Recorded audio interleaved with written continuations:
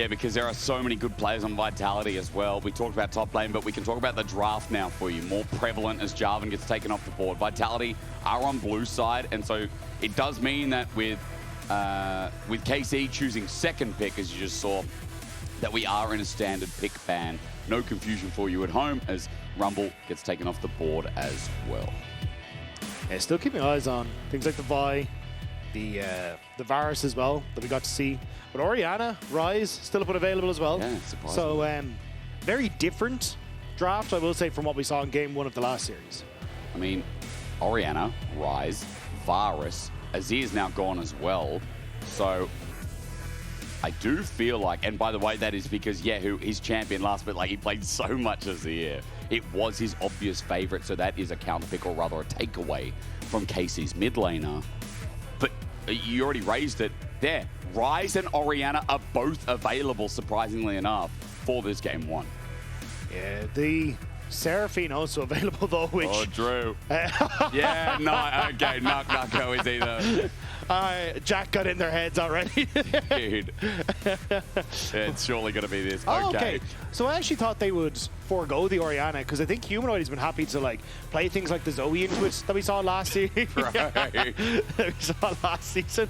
But yeah, I think Humanoid is more than happy to take counter picks into the Orianna. Yep. So I thought they would go actually for the Seraphine and try to take the Seraphine Ashe. Because now if I'm KC, I have potential to go Seraphine. I can go for the Zinzao if I want to, for Yike, then take that Ashe on 3. And I think you still have options if you want to for kyeahoo in the mid, like with Talia still open, with the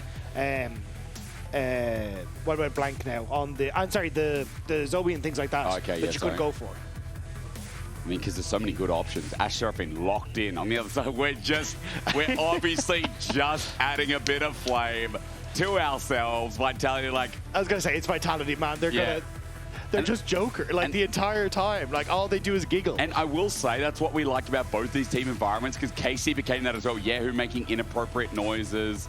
Like, the comms of this team were just hilarious, because Busio is obviously, like, such a straight shooter in terms of his comms. I'm looking forward to it here today as we get a curveball. Caitlyn Bard, game 1 for Vitality. KC lock in the Galio. So already we can see that these team comps are going for slightly different things with a strong 2v2 for Vitality to kick off against the Ashe Seraphine. Yeah, I think a lot of it for Carzzy and Fleshy is about trying to get out of the laning phase against these two. Like, Ashe traditionally has been the counter to Caitlyn because her W can outrange the Caitlyn. That is true. And that's kind of where you manage to get the push. But again, essentially just trying to get an Enchanter and the Caitlyn to make sure you can have some answer to the push and the range in that bottom side of the map. Still though, I think for KC, with the Galio now picked up, I think you ban things like the Zinzao and these more fighter-type junglers for Yike, and then you can try and deny a lot of that damage coming from elsewhere. Because at the moment, like, Ashe can do some work, especially with the Seraphine, but Galio not going to be high DPS in the later parts of the game. So I'm looking at KC to add more damage to this composition. KC for now are getting rid of some of the things that would negate any kind of damage, and I guess that is where the Mundo comes in. Nocturne taken away as Lyncas played a bit of that last split. There was a game there in playoffs where that combo came through, the Orianna Nocturne, but not this game around. Nah also taken off the board, so I mean, one of those melee tops thought about here for Vitality. As Vi gone with no junglers picked up here, makes things a little bit more interesting. But Zinzao's still there, Dagda. I think you just go for the Zin. Is Yike. Like, he had a great time on it last place. Very strong in the early game. And we already saw, like, in game number 1, Seraphine and Zinzao and Ashe, how good they are at the invades. Is this, my question to you, a Nefiri game for Lyncas in game 1 with the ball delivery running into a Zinzao, or is it too risky? Is it garbage against this comp? I have a lot of questions. Yeah, I think against the Seraphine and the Ashe, I think you just struggle too much because it's very easy to lock you down. Like, sure, you get the ult in, right? But then you're playing into, like, the shields. You don't really have that burst damage to try and play for. Especially with the Galio as well, there's just a lot of, if you dive in on top of them, you don't have a good time. Instead, let's run Aatrox in the jungle. So, not as much ball delivery, but there's still a bit of dive. And this is a comp to snowball if I've ever seen one, while KC have to show their eggs in the top lane.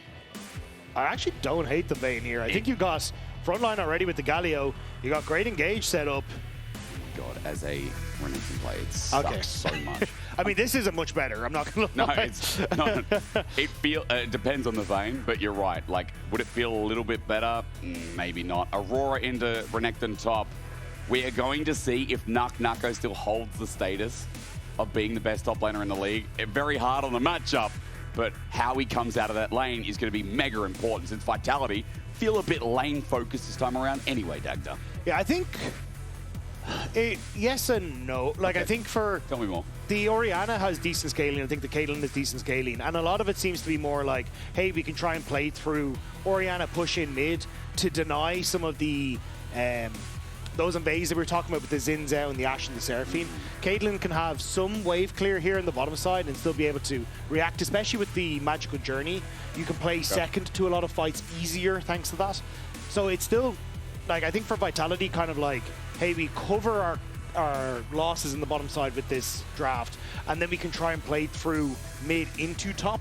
And I think they're going to try and play for shutting down this Aurora in the early stages and hope then that she just isn't as big of a factor. The Renekton can be okay. And I think if you're Renekton and you can get towards like the Stride Breaker early, then you can chase down the Aurora significantly easier in this matchup. That's interesting prospect, because I see Caitlyn Bards. I think so much about the 2v2 being important, because Caitlyn not coming out of lane with a lead is usually a dead ringer for a bad Caitlyn game.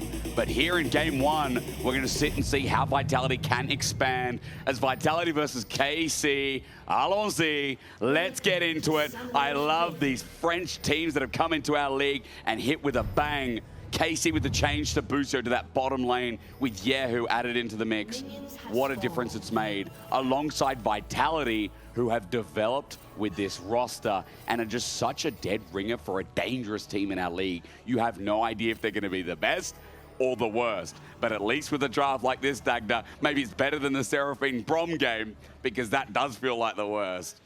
I will say positively, this should be a bang and this should be blood-filled, because KC and Vitality don't mind a good Barney. Yeah, and I think if we're looking at like tools to do that, I think it's KC who have that. Like, really strong bot lane 2v2 that you can try and play through. The ability for Yike to very heavily try and look for picks around there. But also, like, you just toss an arrow anywhere on the map, and if it hits, it's kind of a success, right? Yep. And I think that's where, if you're looking for potential plays on towards Humanoid or even flashless Orianna, that's where I think a lot of this focus is going to be. So for KC, I think you have basically set up everywhere to enable Yike. I mean, Yike was so well off with Busio in last split, and I think, again, he was running a lot of these games. What Isman did in that first game was kind of what he did there before. But here in this series, we'll have to see how he goes on the Xin Zhao. I feel like one of his better champs. The fact that Vi was banned against him is so funny, because historically, Yike's Vi has been one of his worst. He looked better on it on the LEC versus playoffs, but regardless, now it's a different story here with the Xin Zhao. Humanoid getting pushed in as we look closer at the game, but he's just going to command attack, look for those auto-trade combos as we camera down at the bottom lane. And as you were saying, Dagda, you're right on the money. Carzzy and Fleshy getting poked out a little bit here by the power of Seraphine Ashe. Yeah, I am curious what Fleshy wants to build here on his first reset, because in matchups like this, I've seen Bards go for an early tier, because a huge amount of this is going to be trying to use your W to heal up, but it's very mana intensive on the Bard. So if you can have any sort of way to teeter away from that with the tier, I think you're in a better spot. Spotted, though, is Lyncas, so full information for KC as to exactly what this clear is. Pet. Oh, okay, never mind. We're okay. Thank you, observers. The patience meter on Red is actually like one of the largest camps, I think, so it's okay. Yeah, and I've seen a couple of new jungle clears that have happened now, with especially like specifically letting that rep up come the whole way around, so then you can actually get like multiple abilities off on camps and stuff like that. So not the end of the world. So you have it a little bit longer, I guess, for what it's worth too. So Electric coming in top. The drawback from Canna is nice here. But as we expected, I mean, the matchup not going to go too well. Naak Nako is just going to have to survive and see what he can do. He did take PTA, actually, in this matchup, which is surprising. I guess thought he wouldn't get the Conqueror value, but wants to get that burst off, run in and out, Ruthless Predator in, and boom, he's back out. It's as you say, there's so much burst, because immediately with the Ruthless Predator, you proc PTA, especially when you've got your Fury up. So I think that's what they're playing for. Lyncas, though, maybe looking for a sneak in behind. You should be aware as Canna, though, that Lyncas didn't show on the other Scuttle Crab, so you should be the focus in this top lane. He's going to start Scuttles first in the meantime, though. However, we look back towards bottom. I mean, Busio got chunked heavy. However, Carzzy in a much worse position here on Caitlyn, as Casey looks to take their back in perfect timing. Be pretty neutral in the bot lane so far. Yeah, I think you'll see the early serrated Dirk coming through from Carzzy, and basically you just become a Q boss. And the idea being you can just clear waves on mid, let Fleshy roam with Lyncas, and see if you can try and protect Humanoid or make plays towards Humanoid when it gets to this mid game. And if that's the case, then like obviously Caitlyn, you enjoy being ahead, and it does mean your mid game is going to be a little weak, but you are kind of the late game insurance. And you've got so much damage on the rest of Vitality that even if you're a little bit behind, I don't think in this particular case, it matters too much. Okay, noted. Pickaxe picked up for Carzzy instead, though, so just a quick sidestep from Serrated Dirk. But again, might not have the gold, goes Pickaxe instead, just a better break point. Refillable also picked up in that lane. Item not picked up yet here from the bottom lane from the side of KC. So Caliste just sitting on Longsword with still a pot in hand. That's kind of the difference from the trading, that the pot advantage went over as Fleshy. She's going to take a magical journey in. Busio, wait, he's left it himself. Caliste backs at different timing, and heal's going to be burnt. So small summoner advantage there as Busio has to use that summoner only for him. Nice job from Fleshy to make that happen. Although the fact that you only have to burn heal is kind of a big win there for KC, simply because you're trying to burn flashes on this bottom side. Yep. Like Bard value against Caliste, Busio, and to a certain extent Canna is incredibly high. So if you can start to make plays using that ultimate as you tick over to 6, I think that's a winner where Vitality can look to punish. First set from Fleshy, but he gets rooted down regardless here. Nice from Busio as he sets up, gets a little heal into the mix as well. Some of those Caretaker Shrines are going to be dropped by Fleshy to add some more sustain as well. Both these bot lanes are going to heal up every single time. Yahoo just spun, shield ran. Humanoid doesn't take that much damage, but now note level 6 available for both mid laners. More impressive from Yahoo as he has access to more of the map. Focus here from KC on towards the bottom side. They would like to try and get the dragon off of, you know, the earlier reset from Caliste and the push they have on bottom lane. But with Lyncas showing, they just don't feel comfortable to look for the play. And also, again, like, yeah, who's not in mid. True. They're just trying to defend that area of vision as much as he can. The Fey Lights get dropped down regardless, but Lyncas runs out of lens, or rather the time spotting the ward. Fleshy clears the vision. The move down from Yike is smart, but the Caretaker Shrine gives a bit of vision. Wind becomes lightning and a poke here from Busio as well. Engage. Audacious charge. Yike draws in the ulti. That's Yahoo trying to run on in. Fleshy baits it in, but Yahoo, that ulti used down for pretty much nothing as Vitality is soaking up the pressure because Humanoid is now choking them at one end to another. Carzzy jumps on in, gets them poked down as well. Remember, shockwave advantage with an ulti advantage of that from Humanoid means KC has to be careful. KC decides to back away, not only because they kind of run out of tools, but also you're starting to see Naak Nako drift down from the top side of the map. Weren't entirely sure where he is. But with that Galio ult down, I think you're happy as Vitality because you can kind of go away, lick your wounds, and then come back for another fight as you start to heal up, especially as Lyncas looking for a take on the Raptors on top side. Should hit 6 off it, but it's Yike who has stuck around to take the Dragon. I wonder again, dragons have been the theme of today, of yesterday, of the day before, and last month as well. But taking away some of these camps and getting yourself to not only 6, but a way to influence some of these solo lanes would be big as Vitality's Naak Nako in a bit of trouble. Dominus comes on out, the twofold Hex sent out once again. Needs one more hit for that passive to circumvent any more pressure. Naak Nako backs away. Canna doing a good job of holding his mark, but both ultis are now down. Split map at the moment for junglers as Yike starting to move bot side and Vitality very low. Yeah. Flash available here for Yike if he wants to go first. This is a tricky position to back in, I think it might be. When it becomes lightning, doesn't miss, rather connect. Yike is going to back off, but he is in the bottom side of the map where that red still came through, but Yike is now going to take one of his own. The entire top side was taken by Lyncas, and with Yike trying to make that play bot, I think he'll only get the red buff. So for Lyncas, he'll actually come out with a camp advantage off the back of it with the resets now from Carzzy and Fleshy complete. Going to try and steal away one more, but can Vitality defend? Humanoid trying to defend as Shockwave is going to come through, trying to interrupt onto Yahoo, who's got no mana, but the rest of KC coming up. Can he get the kill in time with Dissonance Command Attack? All it takes is one more, he flashes away and gets out. Busio had to flash in as well. He wanted to save his mid lane, so double summoners for Humanoid's aggression. Massive value for Humanoid there. I don't know if Busio did have to flash. Maybe a bit worried about the follow auto attack, but Fleshy on bot side now. Flash, oh, Cosmic Binding against the wall. It's beautiful. Fleshy sets up first blood to Carzzy. Huge play from Fleshy there. making that happen. And now Lyncas will spot out the top laner. Is the timing there? Oh, it is. He stops Canna. Canna has to flash away. He gets over the wall, but he ain't going to be able to weird his way out of this one. Stands to die. And Lyncas in the right place at the right time, and Vitality blast open this early game. Vitality looking for a little bit of revenge, and it's going well so far. 2 kills now picked up. Void Grub's going to go their way. Really nice timings there from the jungle and support on Vitality. Lyncas finding that kill. It reprieves Naak Nako from this lane as well. Teleport not available. Canna just, or rather used it a while ago. It's on cooldown, so we have to walk to the wave. That's more gold to the top lane as Yike looks for Scuttle, but all 3 grubs are now taken by Lyncas. But this contest won't have a smite from Lyncas, but it might have a kill. Yike in trouble, dunked down. Infernal Chains, he has to flush away from it. Naak Nako has the freedom to walk in. A cosmic binding again from Fleshy as this Bard is getting involved elsewhere. Vitality have Raptors at their disposal now as well, as Humanoid just sets on up to maybe look for another kill. Busio, pressure added in, but Vitality are really steamrolling this early game now.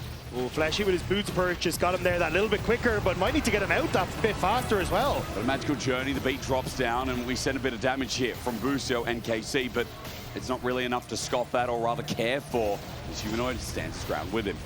I wasn't sure if Lyncas was considering a play on top side. No flash on Canna makes him so much more vulnerable to a flash rootless predator from Naak Nako. But at the moment, Vitality, they want to slow it down a bit.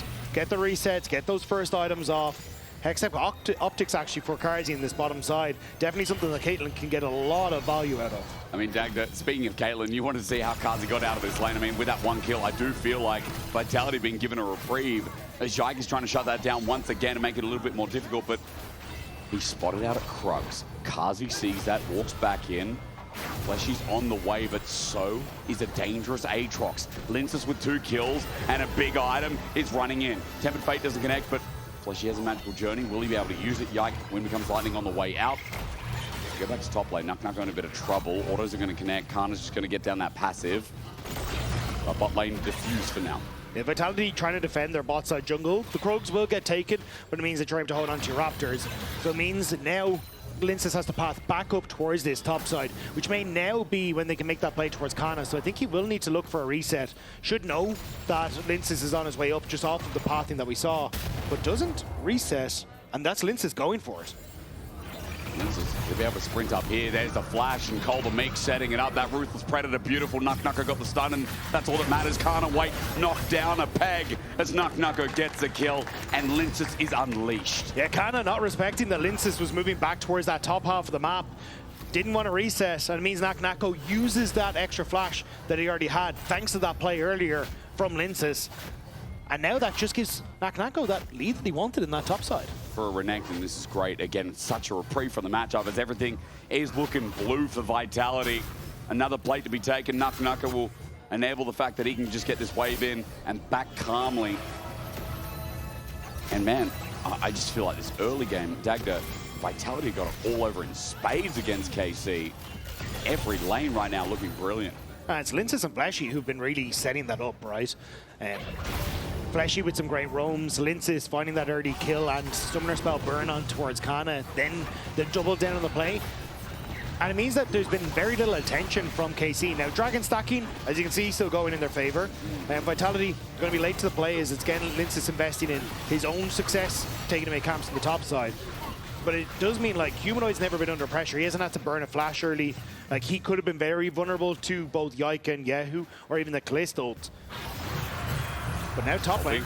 World Ender, Canna bully him down. Naak Nako under turret. Is it a little bit too dangerous? Wait, he's out. But Canna might find a kill on Lyncas. There's a reset. No, no way. What? There is no way that man flies out of the turret range. The Sundered Sky Heal doing so much work at the end. I thought someone was dying there. One of them was giving up their life, but insane. And a great cross map. I still, though, like, I think for Vitality, it is a little dicey now that 2 dragons have gone across to KC. Yeah. But you are sitting on a 3.5k gold lead, so if you can continue to stack, I think you're in a good spot. I mean, if the gold just overcomes the game, there won't be a 3rd dragon for KC at this rate. But you are right, like, it is giving a little bit more comfortability to the team that is losing out everywhere. but Lyncas is locked in today. What a start from this guy. As we were coming in highlighting Naak Nako, and sure, he's been clean, but Lyncas has been everywhere. And it's now set yourself up with a single turret plate remaining on that tower in the top lane. Yep. You've got a ton of vision to spot out exactly where Yike is. And again, like, you've denied KC playing through their game plan of use Caliste ultimate to try and make plays mid, use the fact you've got Yike and kyeahoo with a ton of setup to try and kill Humanoid. Now Humanoid gets to walk into a side lane with very little pressure. Look at this now, Dagda. I mean, quickly to interrupt because Canna's in a bit of trouble with Dominus out as well, and that Color Mink doing so much damage. Almost. The Q spin would have been crazy, but Canna gets out, but he had to use everything. But I think that's top lane terror now with this next wave, unless you want to TP back his Naak Nako, or sorry, his Canna, but now KC trying to respond on bot side. And now with the double binding as well, it's going to continue onto Fleshy. Good engage from Yike, at least finding something here from KC. Magical Journey over the other wing. It's Flash, it's Madge, but another binding. Yike, however, has more tools to follow up as Humanoid runs for the hills. Canna's coming in. He's burnt the TP aggressively here, but again, Humanoid ain't in trouble till he flashes away. There was no shockwave to burn KC away, but while they do force the play, you have opened up tier 2 top for the time being. Still, KC kind of needed to find something, and that was the response. Make the play on the bottom side. TP now onto the bottom lane from Humanoid. He's definitely dangerous when he has no TP. Sorry, no flash, but KC backing away after the play. Happy to just try and defend turrets now. So the biggest question is that going to be worth it in the long run? Because a bit of gold for KC maybe makes it possible for them to try and fight this third dragon, but that Renekton just got another couple of 100 gold in his back pocket. And there's a second item soon to be on the way, probably a Sjokz again. 1,500 the individual lead. Top side of the map is mighty big in gold. I think the Renekton can struggle into the composition that KC have. When you think of like trying to get through Seraphine slows, past the Galio, past Yike, like there's a lot of issues that Naak Nako can have. Oh my God. Fast. Ganking Renekton. Thoughts? Big stun there, Fleshy. Okay. Encore as well. That was all for Fleshy. They need to kill him. Magical Journey. 2 ultis down. Herald is up. But because of this Vitality, can just sink their fangs in the bot lane tower and maybe reset and look for the contest. Yeah, I think though you're trading tower for tower as look at Canna about to hit that top lane turret and you get the Rift Herald. So I think if you're KC from a position where you're behind like this, getting this is okay. As Fleshy and Lyncas still want to contest. Busio flashes over the wall. Yike hasn't got his hands on the Herald just yet. Lyncas running on in. Yike getting low, getting hit away. Lyncas with a level lead as Naak Nako Strikebreaker hits onto 2. And once again, the world is about to end. A Galio to defend the play, but Lyncas has him right where he wants him. First kill already going down as Naak Nako has drawn in 3. Canna has to retreat, and kyeahoo is left without a prayer. Carzzy takes that one at 7-1 on the board with a nice ace in the hole. Sends KC away. Well orchestrated from the blue team. Vitality were willing to fight knowing Caliste and Busio didn't have ultimates. They tried to use it on that pick on Fleshy and it didn't work out. So Vitality TP in and find another fight in their favor. Nako as well hasn't retreated back. He's waiting for maybe a bit of greed. The inside path towards top lane, he'll be able to walk up, take a little bit of this plating. Canna will poke him on the way out as well, but Naak Nako gets the plate regardless. Dagda, everyone with at least a 1,000 gold lead.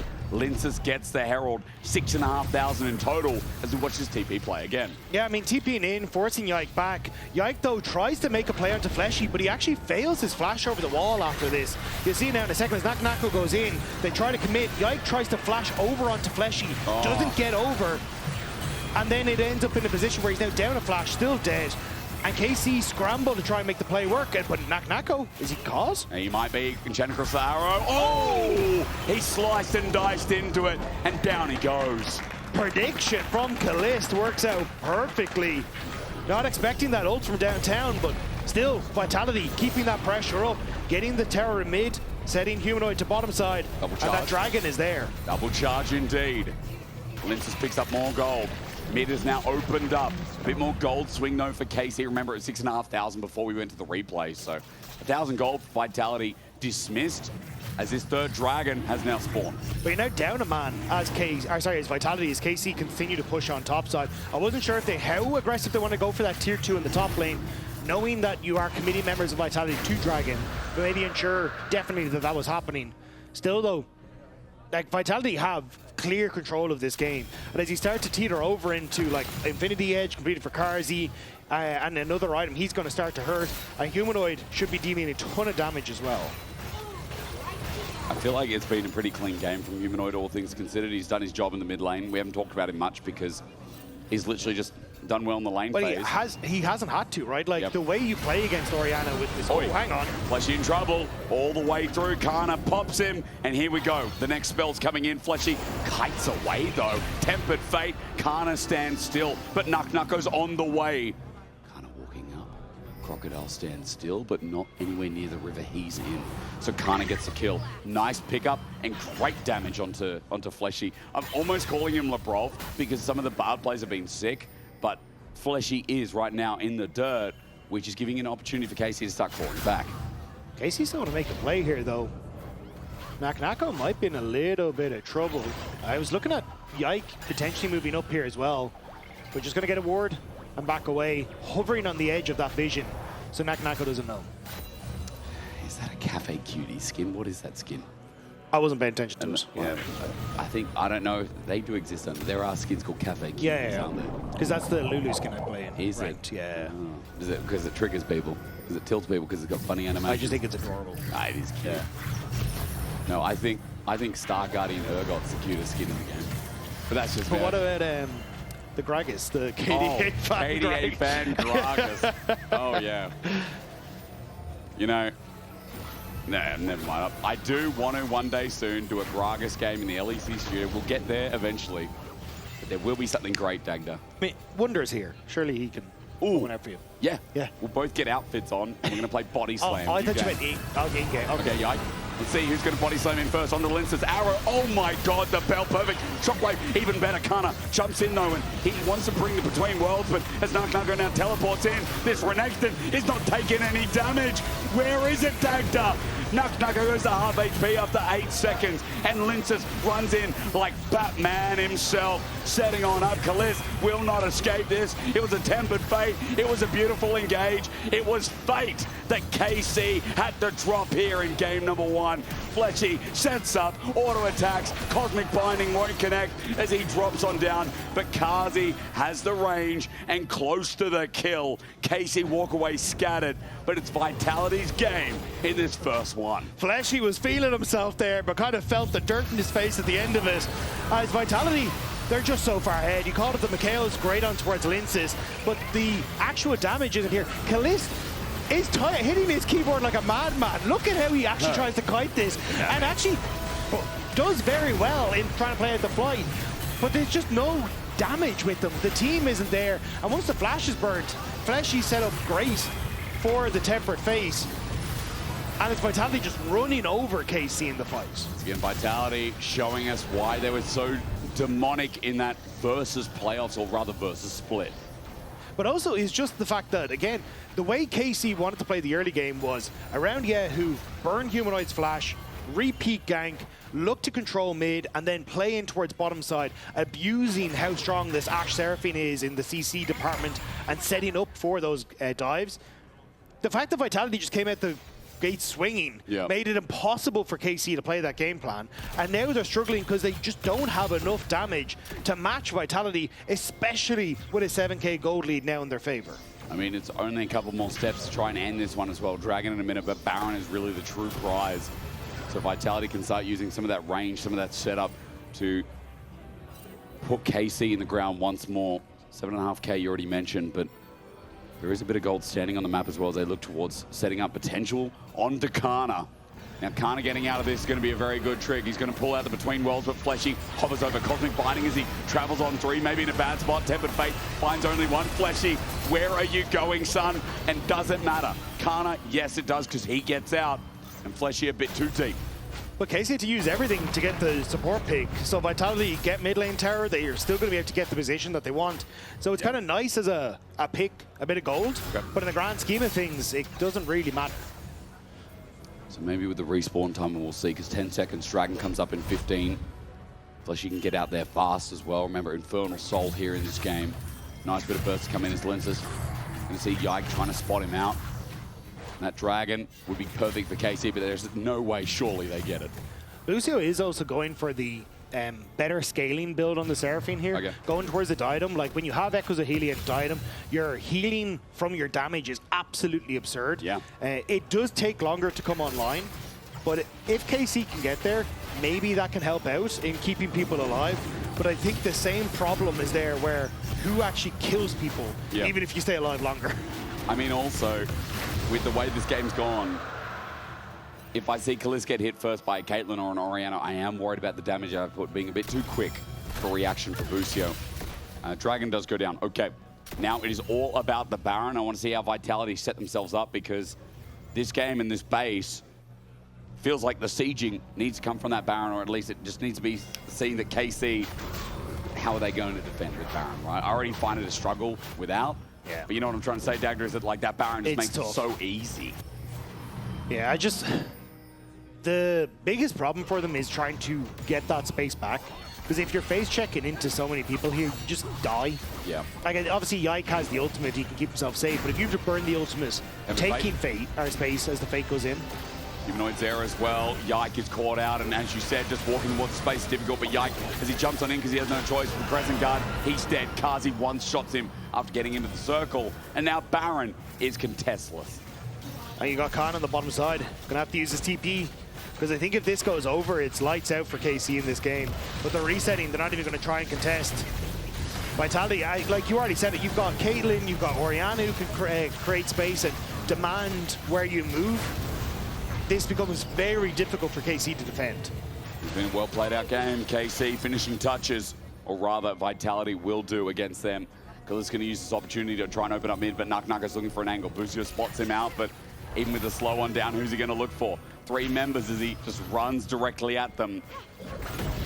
I mean, this Renekton, he's been set up by Lyncas, but Naak Nako has been such a demon in a lane that felt like it should have shut him down. I mean, I think a lot of that did come from Lyncas, as I said. Like a flashless Aurora against Aatrox and Renekton is never having a good time, and I think it was a good punish from Vitality. But I think that has been the story of this game, right? Vitality going for good punishes and picking people off to set the game up incredibly well early for them, and now they just get to take the riches that, like, reap what you sow. This has been a massive step up from Lyncas. Now Baron has been going for a couple of minutes, couple of minutes left rather. 1,500 in the bank just about. Naak Nako going to try and advance this, but they're trying to push Canna off of the turret. Nice shielding from Busio, that does so, but the base still remains. So, Vitality going to try and crack this. Otherwise, KC get a little bit more time to play this game out as Humanoid is isolated, flashed on as well, caught on out, tethered fate, the dive in, it saves the mid laner for now, and maybe Fleshy does a little bit more action, but Yike doesn't get poked out just yet. KC on the run, running away, while Naak Nako is just in the face of Canna. Solo kill for the demonic top laner. He does it again, showing his foot as the very best. As Vitality, Humanoid got caught out, but it turns out being a play in their favor. They're just too far behind. Vitality know what they can do, and the damage is sticking. Caliste just trying to clear the bot side, but I think this tower goes down. There's double cannons. Do the job. The Baron play looks fine. It looks good. The base is in tatters. 1 inhibitor down in the mid lane. Top's going to go as well as Naak Nako teleported towards this at 11,000 gold with 50 seconds left on the Baron to spare. And then you just get to reset, spend your gold, happy out. You've got Dragon in a minute 30. It is the 3rd Dragon, but, you know, 3 Infernal Dragons, I'd be fairly happy with that personally, I would. you know? Do you remember when they used to be 6%? Yeah. And then they became 5, and then they're 4. Now they're 3, I think. I'm pretty sure they're 3. It's crazy. Anyway, Humanoid was caught, and then Fleshy's like, you know, watch this. Oh, Naak Nako onto Busio. That's just easy, isn't it? Okay, he gets another solo kill. He's already got 2 solo kills in this game. Unless I missed a 3rd. Naak Nako is just that guy again, isn't he? He's just him. Oh dear. He can run it. He has GA. Can you run them like that? He has GA though. That's the problem. Syrinx gets pop, magical journey. Thank you, Fleshy. But he did burn his flash to get away from that, which is so. Yeah. I mean, I don't think it's really going to matter, but it's, you know, maybe pump the brakes a little bit, lad. That's not Naak Nako. If you want brakes, You know, you go to NA or another team that didn't get to the finals the first time.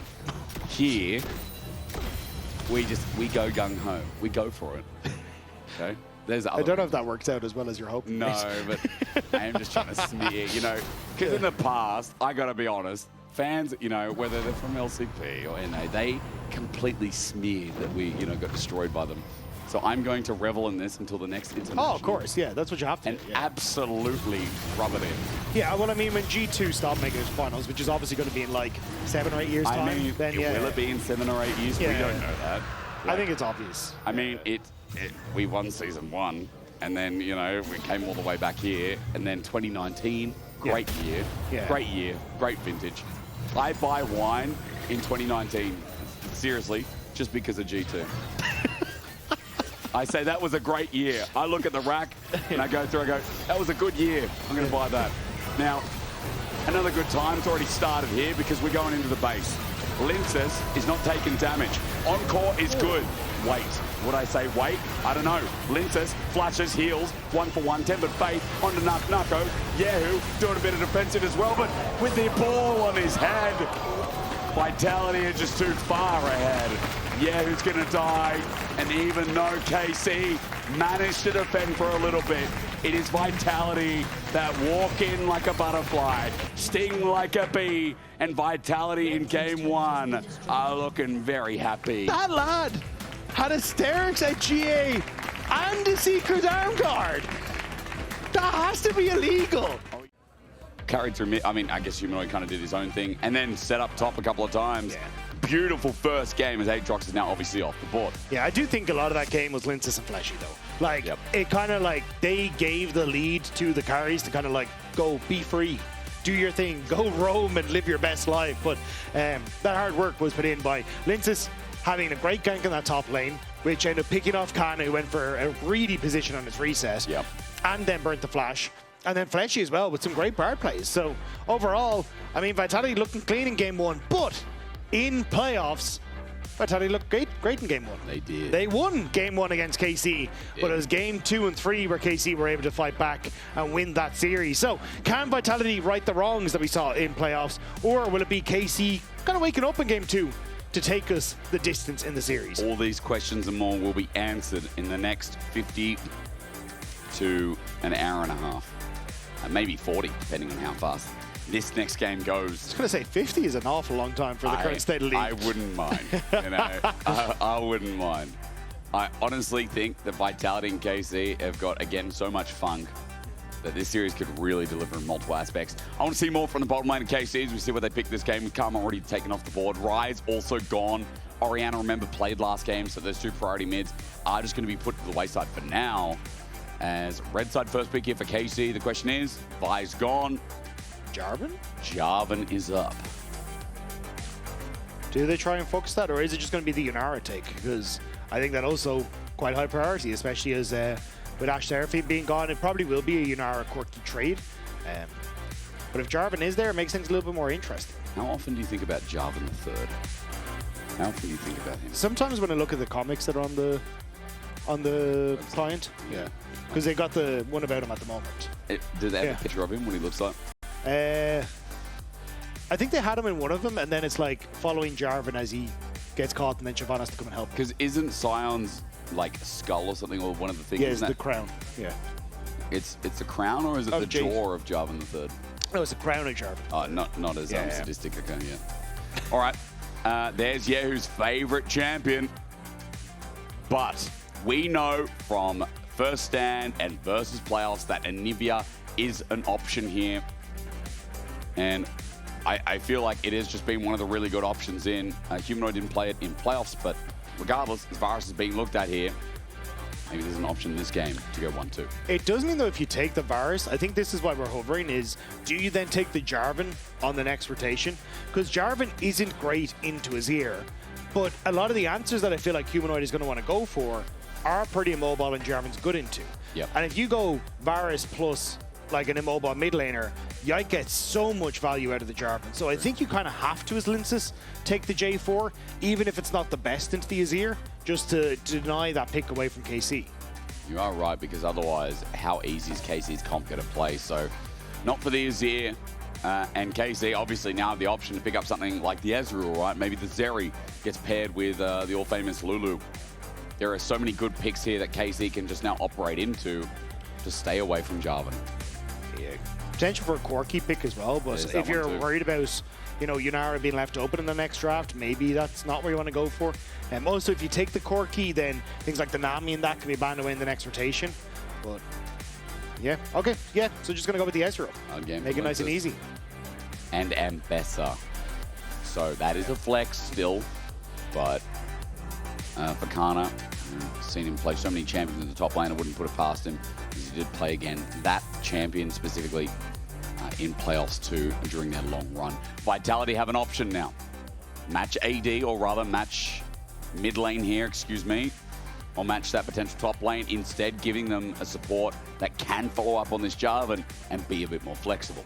I thought they would go mid lane though. I assumed they would try and take something like, I mean, we already saw Humanoid Zoe, but like an answer into the Azir early, like an Akali, a Silas, something along these lines. But maybe that's the call is, hey, look, there's 3 picks we're comfortable playing into it, so it doesn't matter too much.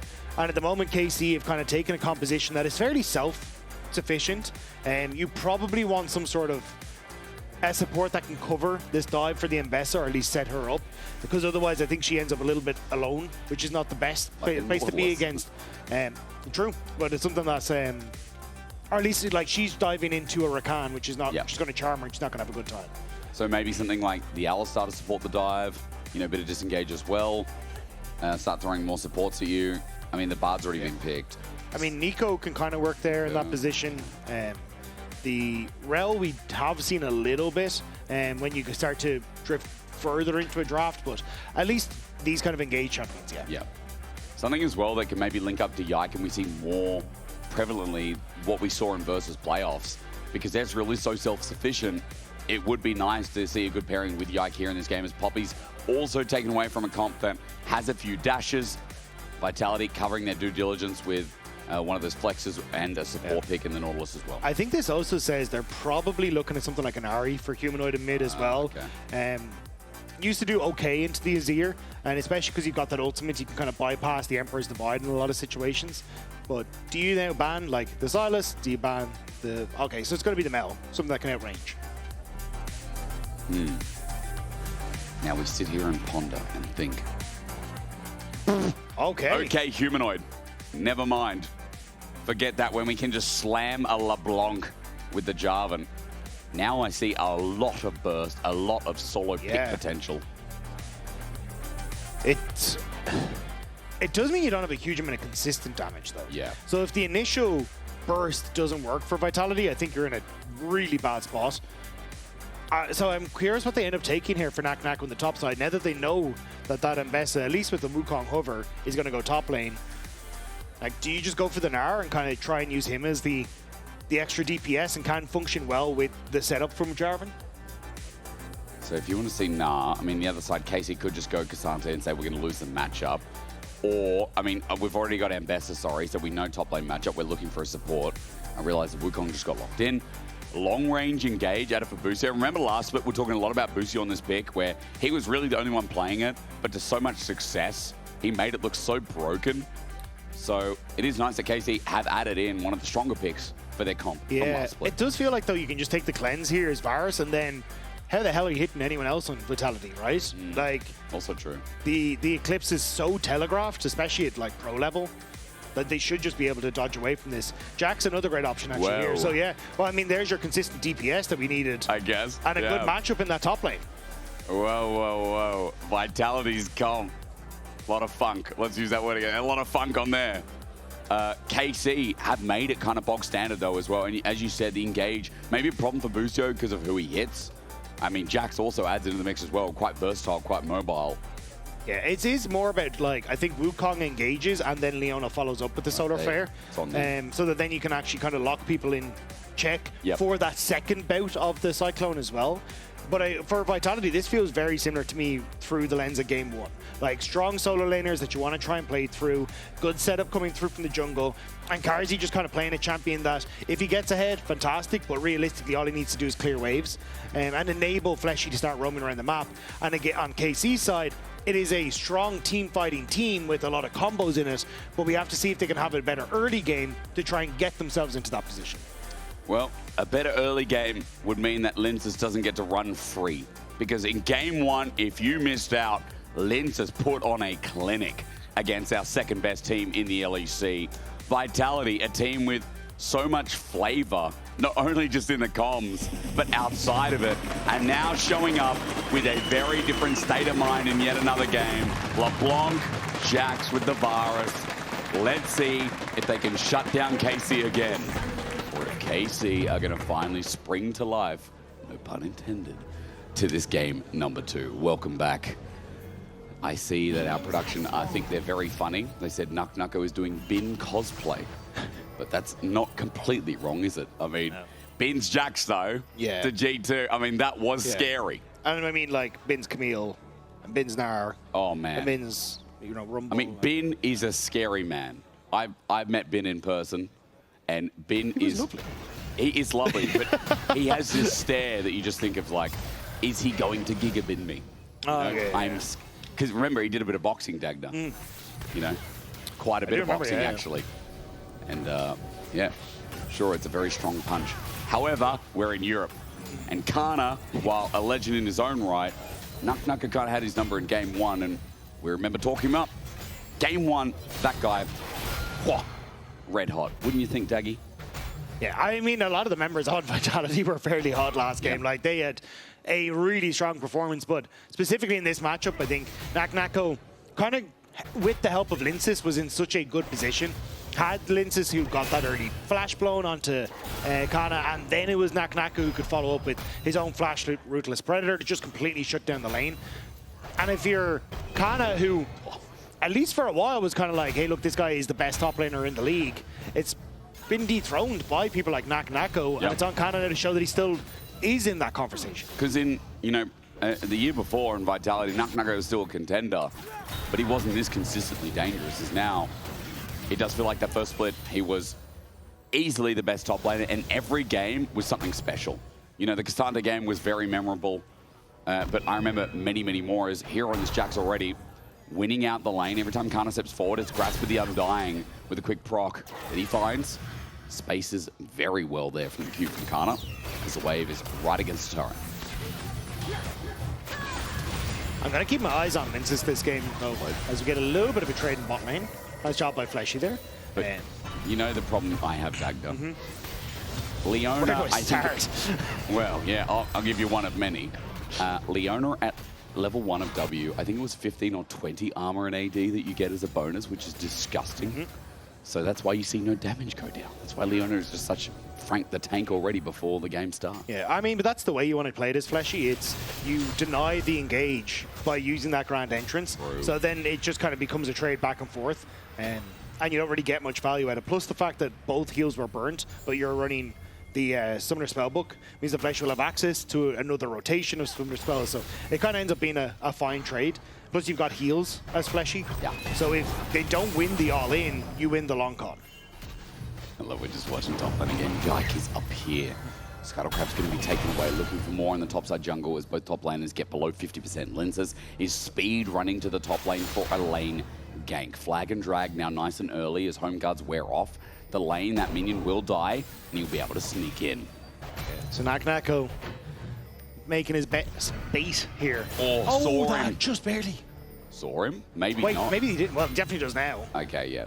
But, I mean, trying to bait it in at the very least, waste some time. Meanwhile, we look towards Busio. Bit of trouble in the bot lane. Carzzy has run out of mana, though. Arcane Shifters.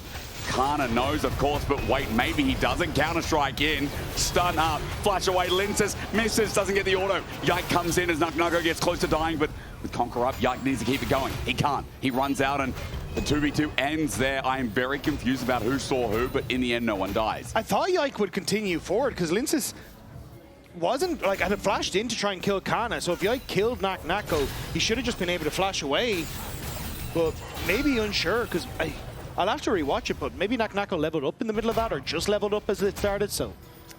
But is it awkward? We'll find out. Spectating is weird sometimes, like, we saw that we thought Canna was spotted out, but it could be the outskirts of vision, maybe from the blue side.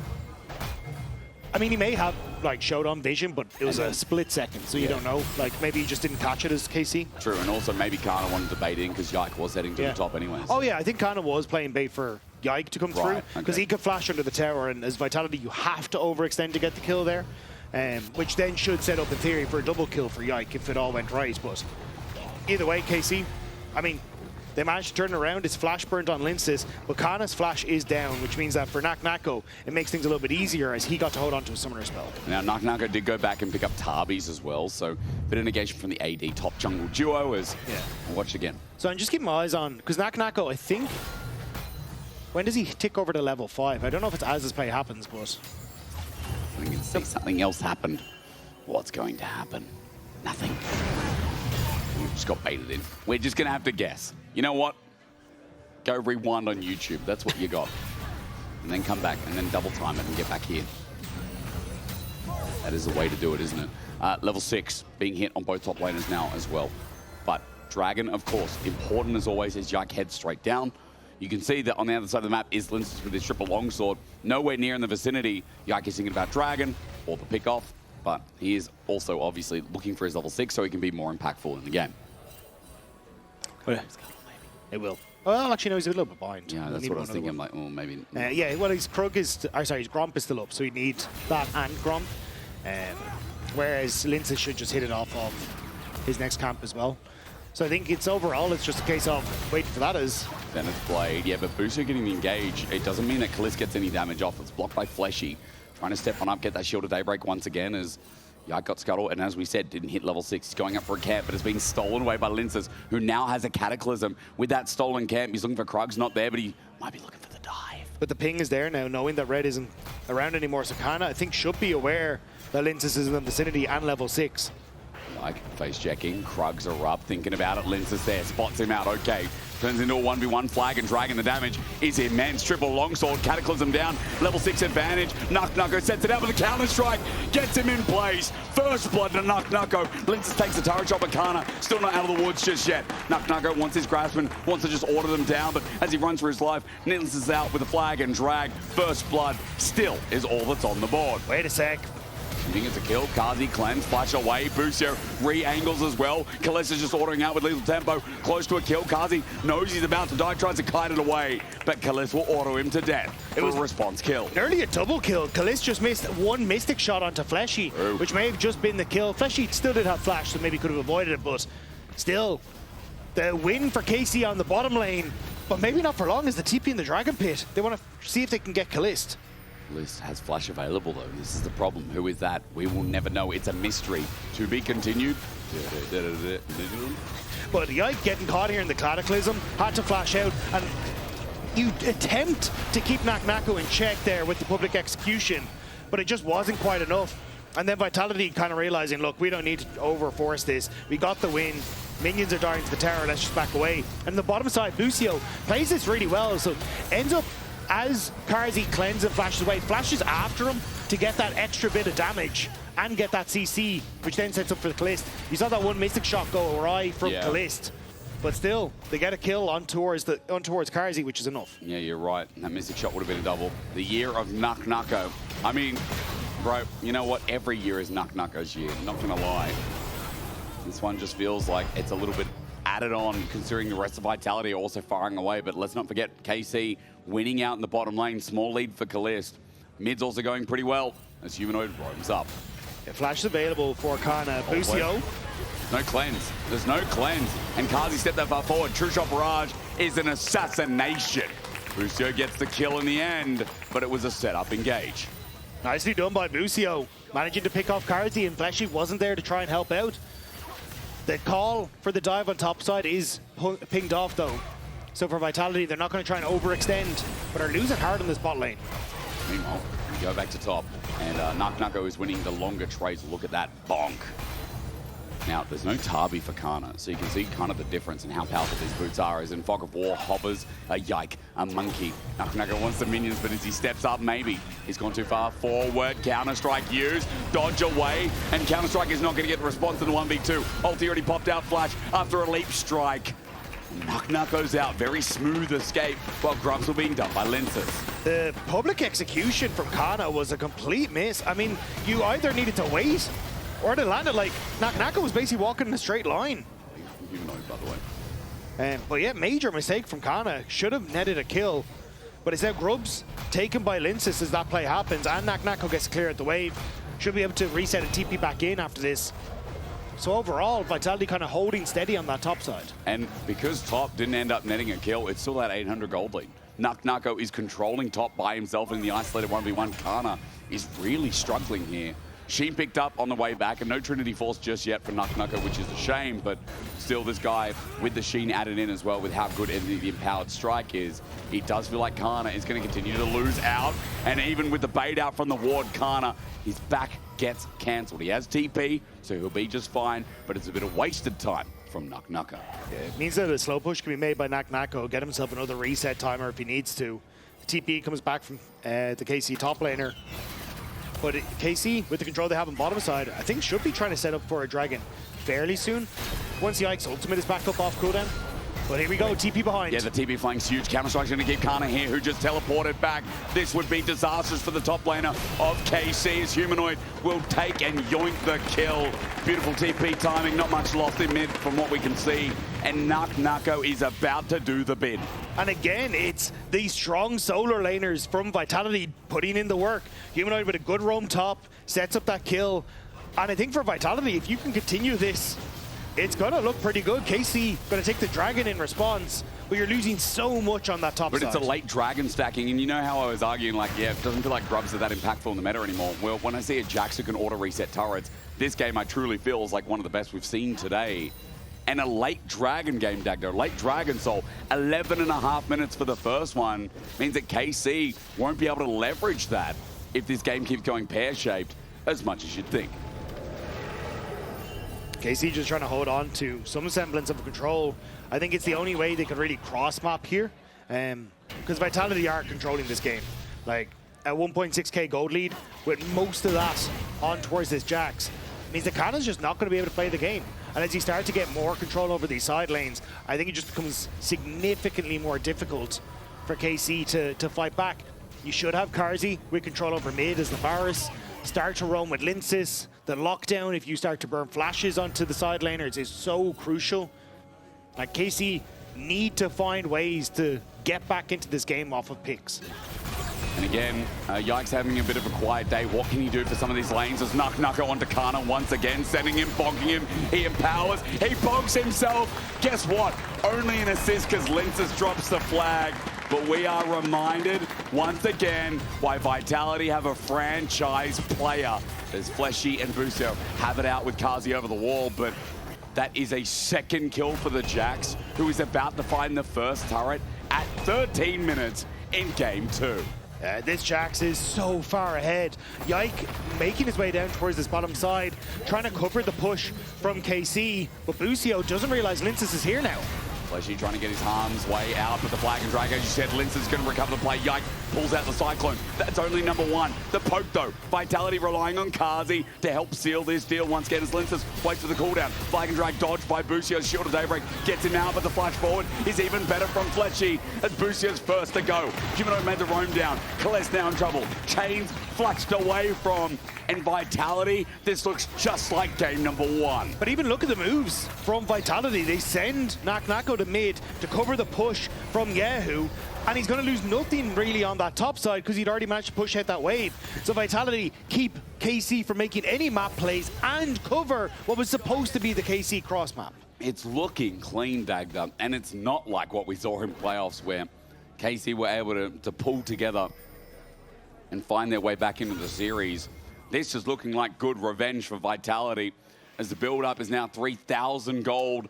Humanoid has been part of these roams a couple of times, but I love that you pulled out the Naak Nako roam, the coverage, because he's still so far ahead. 143 CS at 14 minutes, 2,500 just about gold lead there as Naak Nako gets pushed in, but not into the turret. Yahoo can't get him the distance, and Naak Nako will just walk around. But also with the counter-strike, you don't get any damage back, right? So True. now Naak Nako can just jump again, and Yahoo has no ulti to keep himself safe. Busio's coming in for a solar flare, maybe, but again, Naak Nako has flash available. With Trinity Force, Caddy 1v2 is now going to be the biggest question. Caliste has a true shot barrage he can use from afar onto Busio, trying to escape. Solar flare there, the stun out, he brings out the B. Naak Nako counter-strike, once again pops the ulti. Yahoo has run out of range, shifting sand's not available. Naak Nako has just leapt out of harm's way. You don't get the kill, but for KC, at least you are getting access to turrets and letting Yahoo farm. Like, if you can continuously push Naak Nako back, I think you're in an okay spot. There's a TP ward behind him, though, and Yahoo now realizes this. All right, well, the TP, guess what? Let's go for round number 2. Naak Nako runs in, Yahoo backs out. Okay, it's not going to be a kill, but at the very least, Vitality aren't stopping there. Wait a sec. The back in harm's way, you've got to say, with quickness out as well, Vitality almost find themselves a kill. A little bit committed as Yike finds Carzzy. In the mid lane, he has flash available as well, but Yike gets it out quickly. Mainnet, a Rift Herald, though, is Fleshy just going to interrupt once more. Hello. He just ignites, he runs it out. Yeah, he's going to have to back out, but you know what the biggest win is? Naak Nako gets plating again. He just got his demolished down. Oh dear, Dagda, I'm getting bin. Humanoid has no distortion, though. I thought KC might have tried to make that play happen, but just going to look for the Rift Herald instead. But I do agree, like, I mean, look at the gold lead that's there. Yeah. It is a problem. And like I just said, I mean, I'm getting some bin deja vu. It's too fresh in my mind, where I feel like the Jax was so good off in the solo lane, but then joined these team fights and could 1v3, jump into the back line, and it was so impossible to peel. I'm just going to say, if a top laner turns around to me and says they can't carry from their position anymore, I'm just going to show them Bin and Naak Nako. Yeah. That's what I'm going to do. Bro, go play Jax. I mean, this is like, you see games like this and like the first 10 finals, and you think, man, Jax feels like a very broken champion. Solid early game. How slow is he in the mid game? Does it matter? Oh, wait, he scales as well. He plays well on sides. He's got great team fighting abilities. He's got mobility. Jax maybe was the original Riot, you know? When you think of Riot, when you think of the Aphelios, you think of Cassante. Maybe Jax was there first and you didn't think about it. No, there was a lot more crap back in the day. Unlimited Sunfire Capes. Oh, true. Sin's out on release. Wait, a movement Deathfire with Grasp. We love DFG Gragas. Do you know? Oh, my God. AP Yi. Old Scion, there was so much stuff. I love how you keep going, and I'm like, oh yeah. AP Scion presses E, public execution all the way out, but Canna wants to go in. On the Humanoid, half HP as Casey tried to continue the dive. Busio sets it up, he's got a solar flare. Waiting, Xander played first onto Fleshy, misses that one, but Fleshy's still gonna die. Wait, is he? Quickness out, and he gets that exchange. Meanwhile, KC don't find a kill, they do open up the top lane, but my problem is what happens next. As Lyncas face checks onto Yike. Caliste a little bit low in mid lane after getting poked out, but Humanoid ran back in. Okay, distortion out, double distortion. Busio has lost his ulti, and he's just trying to delay that top lane turret. But yeah, because the tier 2 is being taken by Naak Nako. dear. TP coming in, but do you just ignore? Oh no, my God. That was 3 bits of plating. He just got another 120 gold. He's 3,000 gold up, ladies and gentlemen. And KC never took Rift Herald because they end up knocking around back and forth between that top lane turret. So Vitality now have an option to take Rift Herald off of these resets and then start to take that mid lane tower with it. Suddenly all those other towers are gone. You've got more opportunities to take that bot lane turret and open up for Jax. Like, there is a clear and easy path to victory here for Vitality. Need to pause. Naak Nako is too strong. Can we get a check on that? Can we check it? Can we check if it is a real weapon? Yeah. We're going to find out. Obviously, in all seriousness, we'll find out what the pause is. There's obviously something going on, but a big mention to the top laner who we came in saying was the best of versus, and then in his first 2 games is popping the hell off. Like, last game was subtle because it was Lyncas who helped him get ahead, but his team fighting was so good on the Renekton.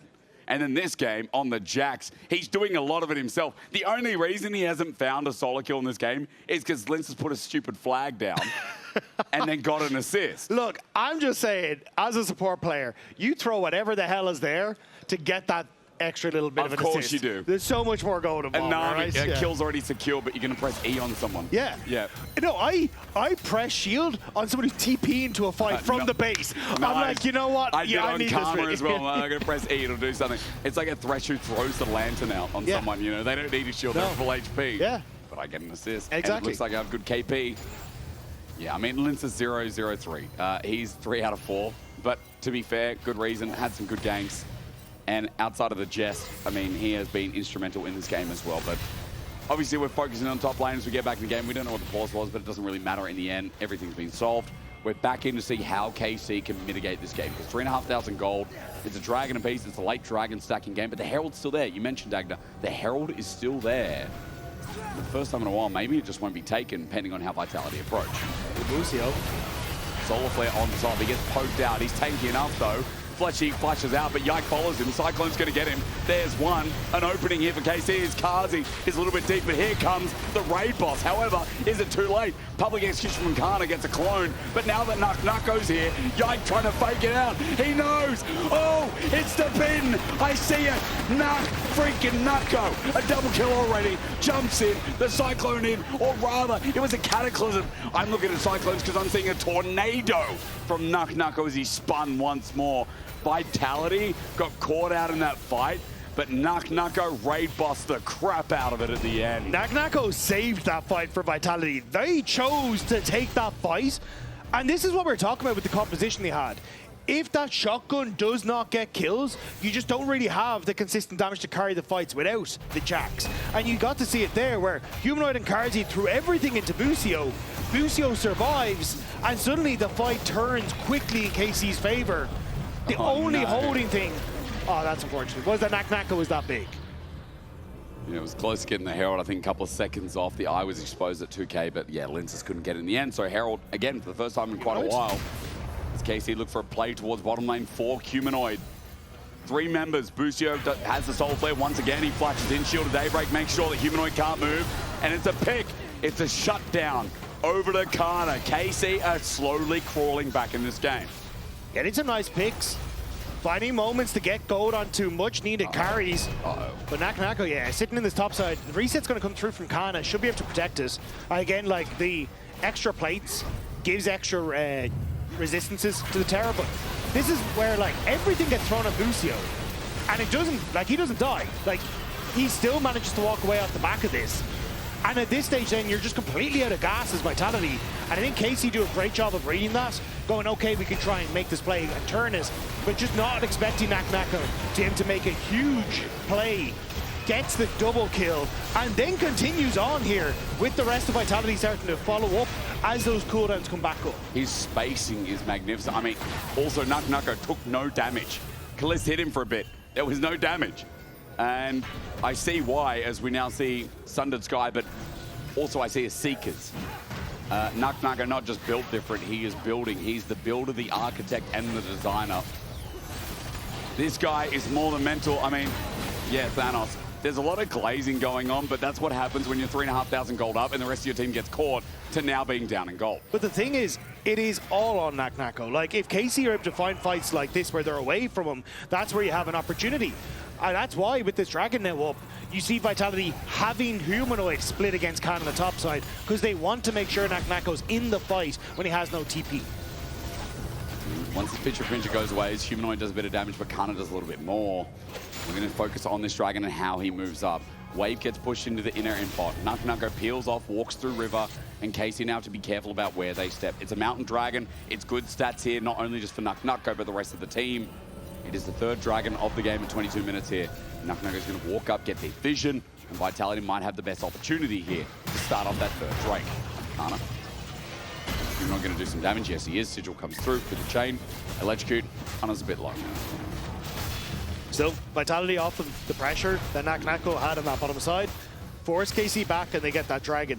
And I think this is where, again, we'll start to continue to see Naak Nako trying to put that pressure down. But I think at this stage, he kind of does need to stay with his team, which then becomes easier for KC to defend against. Like, if you're able to put kyeahoo against him, this is a much simpler way to clear out waves and deny any sort of dive with that Emperor's Divide.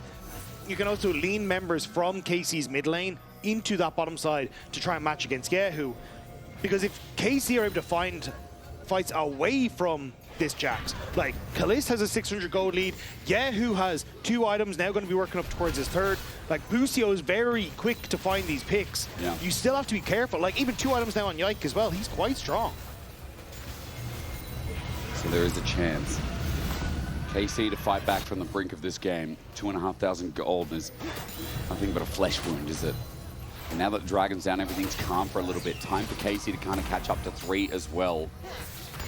Do you think anything can happen bot, Dagda? Well, they're using Canna essentially just shadow Yahoo. We've seen it a couple of times now where they will push out a side lane, go, okay, let's see if we can then move this Ambessa with that small timing window we have to make plays around the Azir. And I think it's really solid because it's already netted some picks on this bottom lane underneath Humanoid. But now, not much. But it's still like the KC are making these attempts at plays. I feel like, again, they kind of have to be ready because one misstep, if Yahoo gets jumped on, then Naak Nako is just going to one-shot him. I mean, this is the power of the Jax here. Level 16. Level 16. Yeah, Canna's on the trail, but Naak Nako's got a full level ahead. I do like, again, that, you know, as Fleshy gets poked out, hang on. He's okay, Lyncas is covering him as well. Canna was walking down, but we pause right there. Remember last bit, we were like, oh, Azir's with Protobelt. We were questioning it a bit. Now, obviously, after first stand, we saw it like pretty much, I think it was every Azir game we saw it. It's just so common now. I do like it in this game specifically when you have a Jax. Gives you that reprieve, that error, that ability to get out of what is going to be a confirmed kill if you get stuck on. And Zonya's also picked up for the Jax we're talking about as well, by the way. So that's 3 items. So regardless, it's going to be trouble, but at least, as I was saying, Yahoo has a tool to escape. Will we see that in action? Well, Shifting Sands is one of them to get away. Yeah, the biggest problem for Vitality is that, like, the vision has all been set up in around this Baron area, which makes sense, all right? It's the next objective that you're kind of playing around for the moment until Dragon spawns. The issue is that every time this wave is being pushed in by Ezreal, you're having multiple members drift down to this bottom side, and it's making it nigh on impossible for basically anyone to walk past this line, in particular Naak Nako, to put that pressure on towards the tier 2. And Naak Nako hasn't been able to, because he has no vision of where anyone is, move back to mid to try and help take this mid tower because the wave is constantly cleared out. So for KC, as long as they hold this defensive position where they're denying mid tower going down and they're denying any opportunity for Jax to play on towards the tier 1, they're actually fine. Like, Canna's just kind of getting to farm up. You're getting Azir into a position where he gets a bit more gold for himself as well. And this is what I was talking about. Like, by having this Jax now on the bottom side, KC are able to defend much more effectively. And so at what point is it going to be a problem? What point do you think KC are going, well, we can start fighting this? I mean, you're talking about now they can use some of their tools to find picks, but like, this game is so chill now for them as to what was happening as Fleshy gets flashed on. Busio stops, Soul Flare. Fleshy flashes away with the Battle Dance. He gets out, but Busio used a bit for that. But regardless, Fleshy now down a Flash. Yeah, down a Flash, down a Crucible as well for the moment, which was invested to try and get himself out. But I think you can see kind of the frustration with KC at the moment, because they're in that boat where they don't really have anywhere to wiggle with. Yep. They can't really make a play onto the top side because it's against the LeBlanc. She just escapes far too easily, even with the lockdown that they have. And there's no way they're able to two-man, or maybe, like, if you bring Busio as well, potentially you can see C-Lock Naak Nako, but it's a tall order, and Naak Nako is just as easy to hop away. So it's you're kind of stuck hoping that Fleshy kind of makes plays like that, or someone makes plays like that where they can catch them out. He's not getting GA as well, is he? He's getting Death Dance, right? Surely. I mean, we're going to get a Zodius and a GA. Is that legal? I can't remember if you can do that in the game. It is legal. Like, it's you legal. can do it, yeah. Yeah, legal is the word I'll use.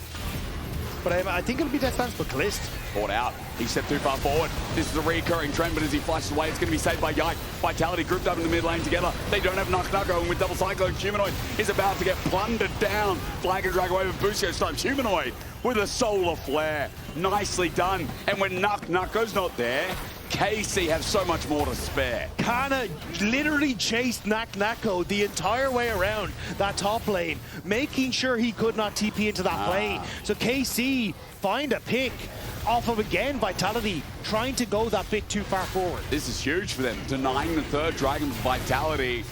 This game's not over yet. And despite the giant lead in top, KC have really remained steadfast here. Naak Nako, by the way, just two-shot a turret. That's still a problem. But KC have delayed the game to where now the rest of the team are doing pretty well against the full stack. Yeah, I really... How worried are you? like this is a great example of, again, what I was talking about, where they try to make a pick onto Caliste. They don't have the damage to follow up, but you've invested all of Carzzy's cooldowns, all of LeBlanc's cooldowns, and then you just have nothing left. So you have to run because the consistent damage is there for KC.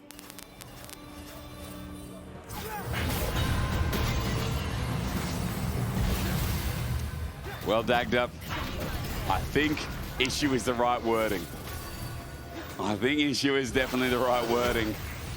As Baron o'clock now thinks. Now, normally around this time, at this time of the game, we start talking about that third, fourth item. Endless hunger for Caliste.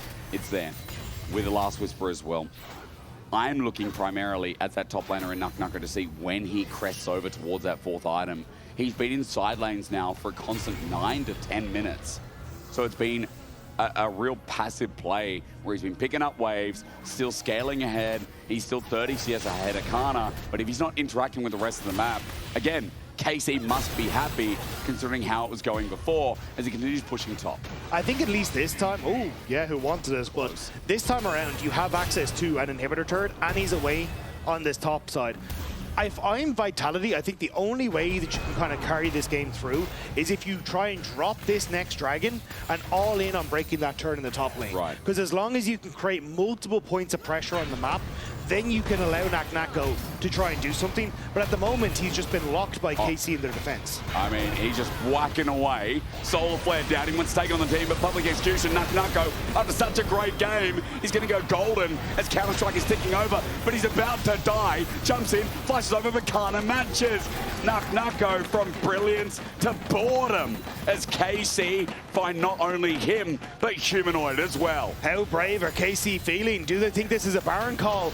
Yike doesn't have his ultimate up and available. Yahoo has flash, could fish for some of these members of Vitality. Teleport's going to be burned. They're going to start this Baron right off. They've got 4 people, 4 stronger members. Naak Nako is carrying the game, and now it feels like he might have thrown it away. He's got teleport, but in 30 seconds, I don't think his Baron will be left standing. Lyncas gets over the wall, but Caliste is just going to pivot over with an arcane shift. 7,000 as this Java needs to steal, but Yahoo's in the way. Quickness burned out. Fleshy finds a good engage. Cataclysm buffers out, but Lyncas is isolated. Canna gets Fleshy on the wing, and Baron for KC with the game in a reachable mode has just been discovered. And now you've got Baron for 3 minutes, which lets KC push these waves and keep control over Dragon. But you said it here, Naak Nako, way overextended. Yes, you have some push in mid, but Jarvan's not there. Your Varus isn't there. You've forced a TP from Humanoid just to try and save you. But KC already in the position. They're able to finish you off. You give the gold over towards Canna as well. Like, it's all falling apart. I think he just got bored, Dagda. I really think he got bored. He was farming for like 10 minutes. And Vitality are like, look, we got to do something around here in the Baron. But now over to KC. Gold lead for the first time in this game.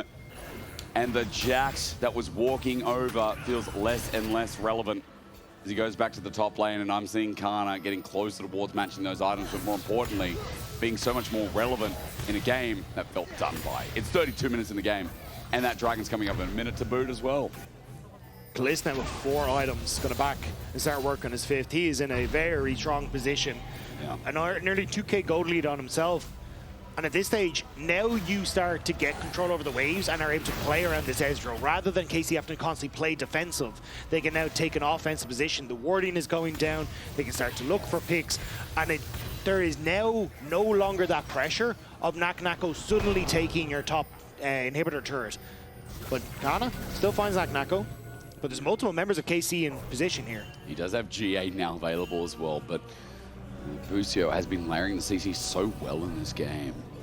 You could take one of those away at the very least. Naak Nako is still going to face check while the rest of Vitality towards bottom lane. Yeah, who's here by himself? Fleshy thinking about engage, finds him, shifting sands. It failed. It failed. Maybe a pick onto the Hysterics. Caliste turned into Cataclysm as well, but Lyncas flashes over the wall. He didn't have a GA. That guy is about to die. Burns to Caliste in the end as well. Now Endless Hunger is activated as Naak Nako joins the fight. 1 for 1. A mid laner for a jungler as the shutdown is on your screen, but Vitality, how will they escape this? Humanoid, a little bit low, Doesn't have TP Dagda? I don't think so, as Dragon is the contest. Just a couple of seconds before that TP's back up. Naak Nako trying to step forward, though. He's still tanking up to level 18. Counter-strike again onto Caliste. He pulls out the ulti. The empowered strikes there. Goes on his first wall. Counter-strike is digging over the wall, but into a choke, into a corner. Naak Nako's running away. He thinks he's lost the fight because the whole of Vitality are in the dirt. Counter-strike over the edge again. Caliste is going to space him out. Leap strike over to the Grom. Dragon down. Still looking like Casey's game to recover.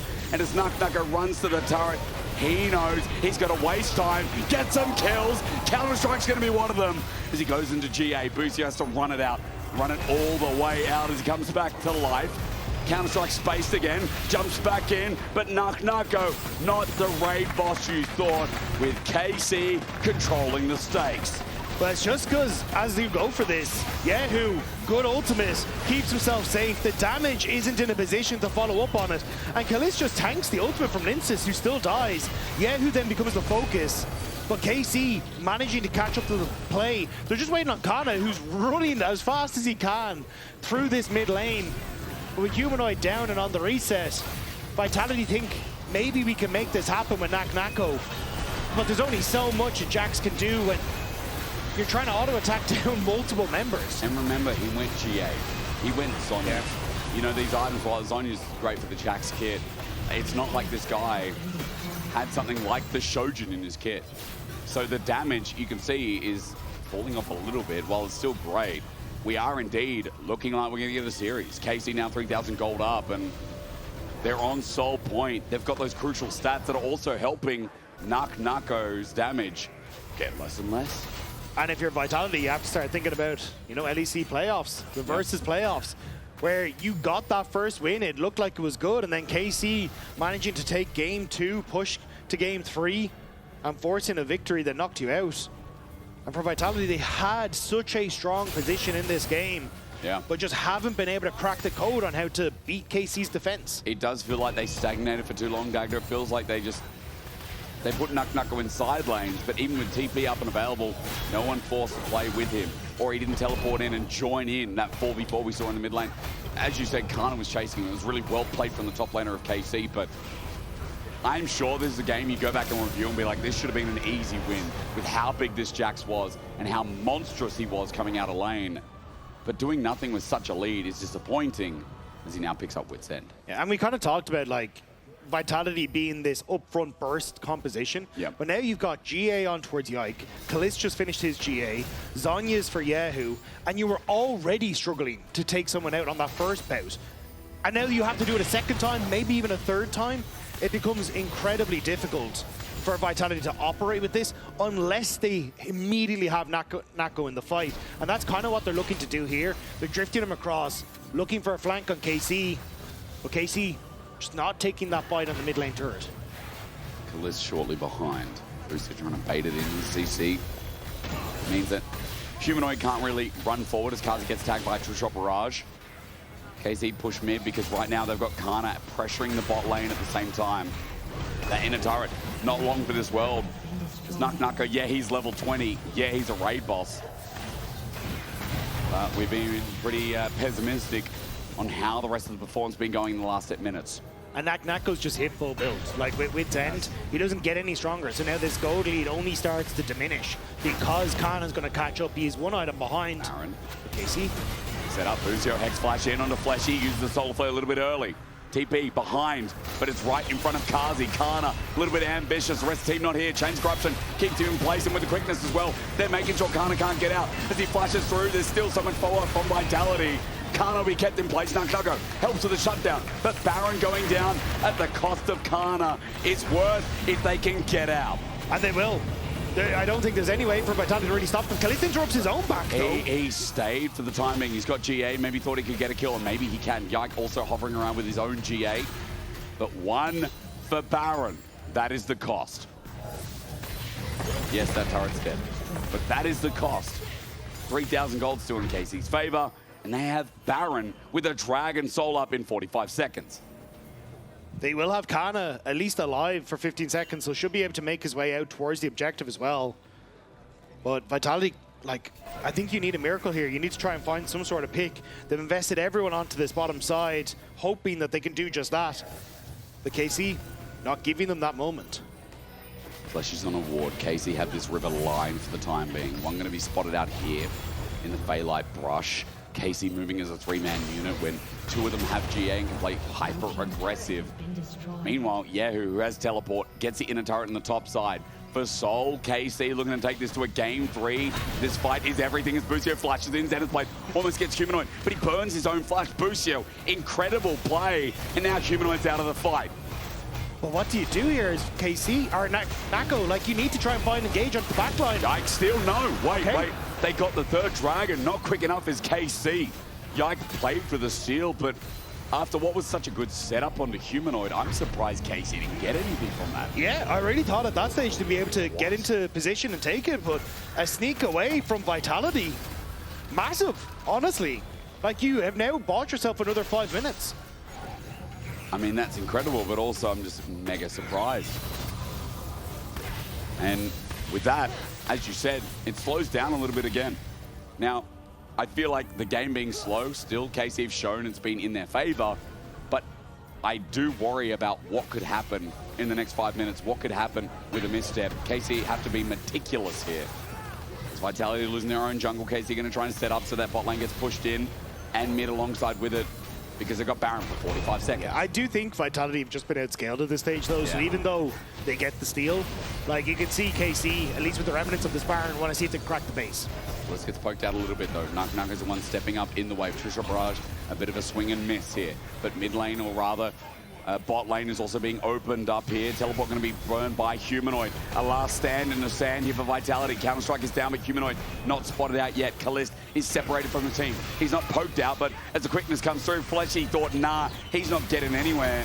That's a bit of a whiff from the Vitality support. As the Sun turret goes up to help them with their backing, and the Baron going to be used to open up that bottom lane turret. Busio immediately Mikhails himself off of the Var Assault as KC continue the siege.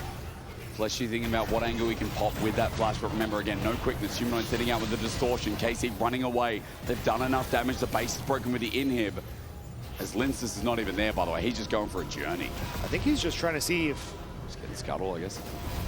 Yeah, I mean, get his own camps as well. I wasn't sure if they were, like, going to TP Naak Nako up towards that top side, because it's a massive wave that is up there, and then maybe look for some sort of play, especially if it was like responded to by Canna's TP. Maybe you can make a play and a pick that way and answer for it, but not gonna be the case. Either way, there was 4 plates taken off that top lane, so the minions doing a lot of work to that top lane inhibitor turret. True.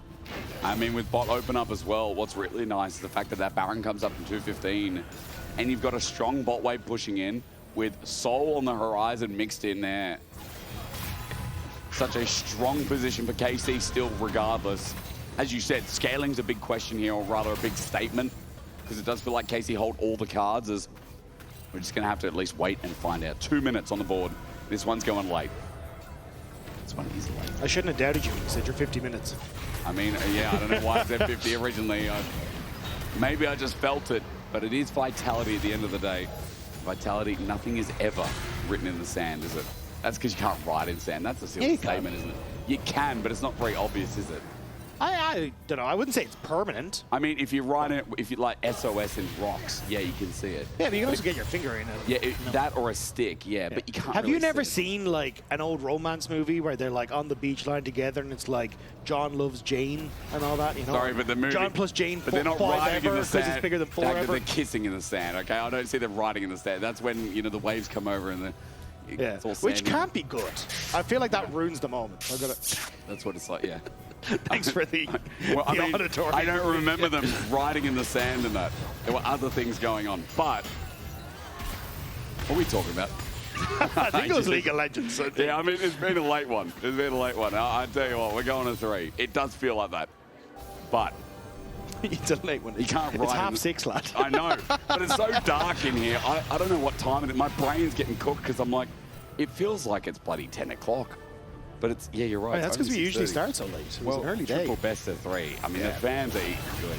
You know what? G2 get the finals at first stand, Riot. Like, you know what? We'll give you 3 best of 3s.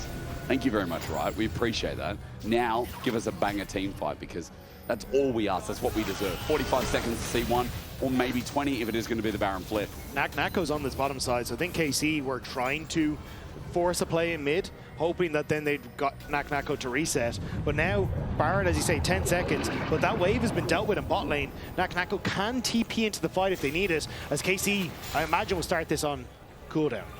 Yeah, because they have Prio in the river. Vision is lackluster. Fnatic, or rather Vitality, excuse me. They're the ones who have to approach. Maybe I'm looking at the brush as Fleshy wants an angle. Canna gonna zone out. Naak Nako's in. It's a messy Baron. Naak Nako's the one frontlining for now. As Lyncas also sets up the ulti. Canna first to go. Yike on his GA. He's gonna drop as well. KC have blundered it a bit. Jumping in. It's a triple.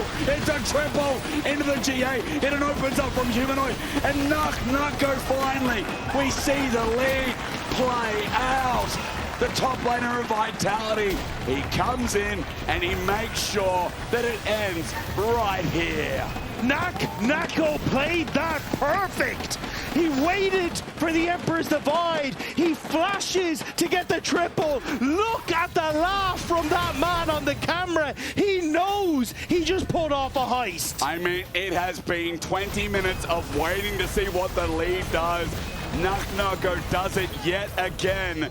6-2 and 8 as the mid turret's going to be pushed down, but the death timers, maybe Vitality think it's too long as he continues to push.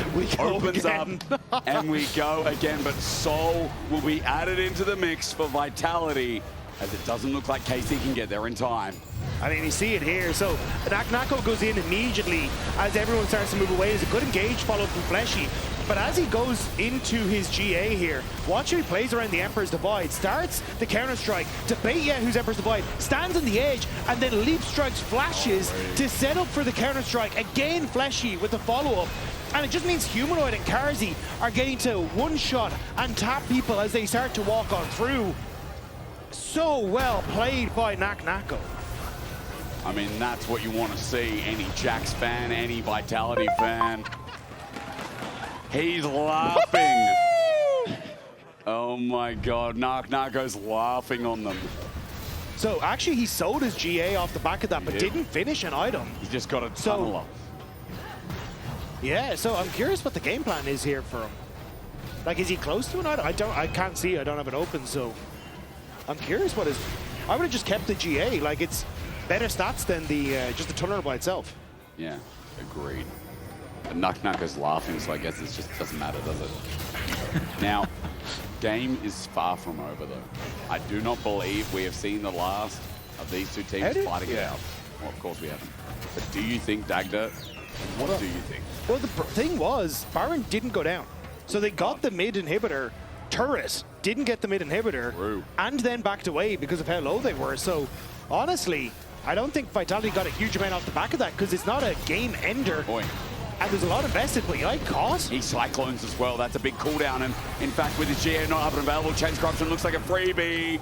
Humanoid gets Yike down for 65 seconds. So KC trying to get on towards this midway, push them out so that then you can try and force some sort of big play to end the game. But for Vitality, with that play, that should be the Baron for themselves. This has been such an insane game. It's been so back and forth. Vitality going to start the Baron, and no smite means no contest. They're not even going to stand near it for KC. It's not worth the risk. So Baron number 3 or 4 or 2 or 3. There's one of the... It's a third, I think. 4th. There's a lot of Barons in this game, but here's another one. So let's see if it ends. Because, I don't know, if another fight happens like it did for Vitality, the game's over. But KC, they have been very good with some of their picks. And Yike will be up. And in time, Dagda, of course, I mean, 3 minutes is the next play. It's Elder game. It's an Elder game. It's an Elder flip. I think that's what we're going to call it. I mean, I'm curious, because honestly, with this now, Naak Nako can play very heavily through side. Sold the GA, got the Hysterics gauge, has reset now for the potion on top of that as well. So for Vitality, they are very strong, and they are marching down this mid lane. Happy to just leave Canna to push out that top wave. Lyncas looking to the hover onto kyeahoo. Damage, you can see the numbers are good. In fact, Carzzy has quietly been carrying with the damage as well. Both 80 carries have, but obviously our mind is going towards the solo lanes. Is that damage? It's not going to be the. It's not going to be the line in the sand. I'm talking about bloody sand again. Inner turret goes down. How would you draw that line to the sand though? I did it with a stick. But As long as you're close by, you will see it. Naak Nako's pushing mid. Bot lane with 4 for Vitality. Top wave is not to be thought about right now. Casey looking to defend. In goes Humanoid, sets it up. Public execution into the backline. Under Fleshy, it turns into quickness. Canna's gone too far. He flies over the wall, but he still dies. Yike into GA's. Carzzy is still alive. He Yomu's for the range. And there will not be a dead 80 carry on Vitality's side.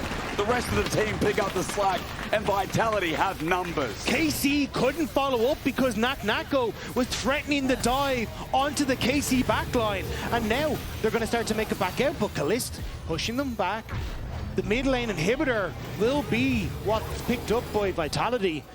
But if that's all, I mean, Casey, like, this is going to come down to this Elder Dragon. It's Elder, because, yeah, nothing can be done from Vitality. Can't TP get down, past the though. wave clear. They want to keep pushing. They want to try and use this next wave before Canna and Yike are back up and available.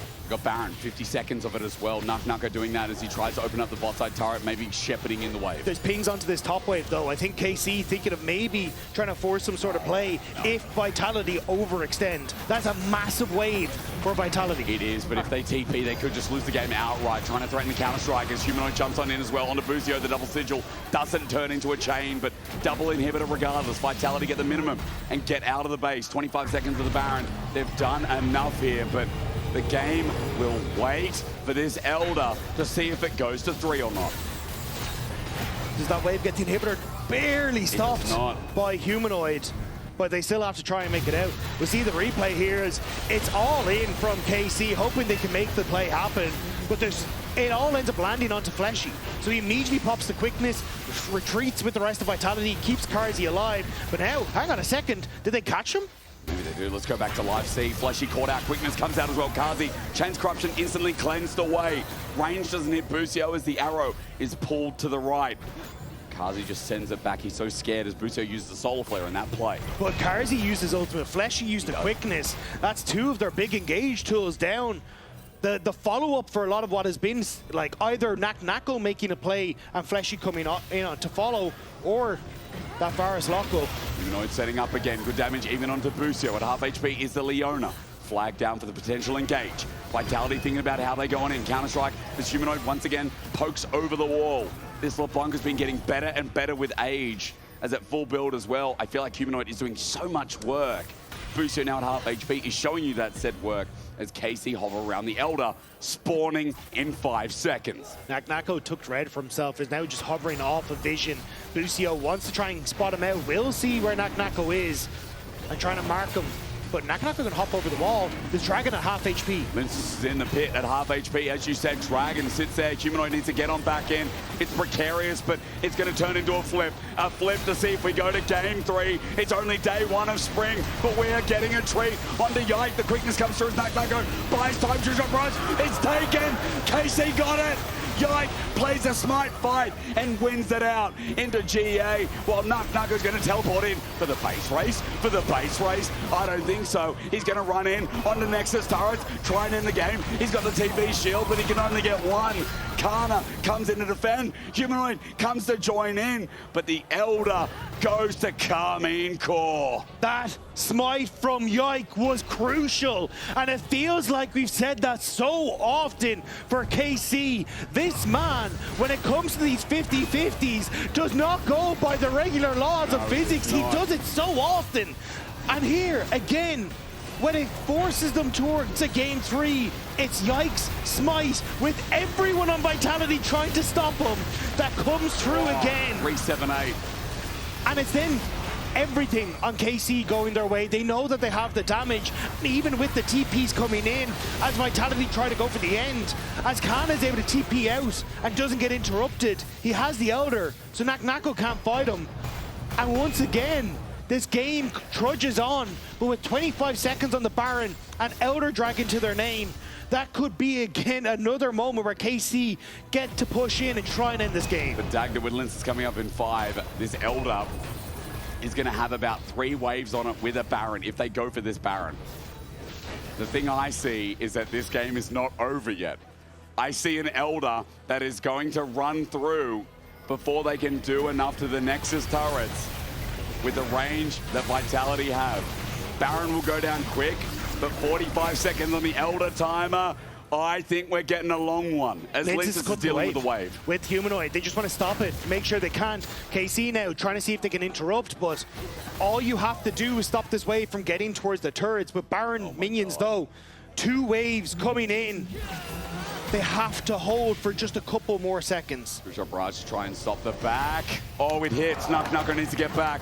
That gives them a bit of time. How many waves? Maybe 2. Casey get the inhibitor in mid, in top, and here we go for game 3. Yike sets it up. The last wave of the Elder. His timing big, but Yike is isolated. He'll go into GA while Lyncas gets executed. Naak Nako at half HP. The send back from the streamer shuffle is good, but Naak Nako goes golden. He's bought time. 1 Nexus turret. KC might be doing it. An exposed Nexus with all the Baron minions hitting away. Naak Nako is gonna die, and KC have not only broken my voice, broken the base, they've broken down the door to take us to game 3.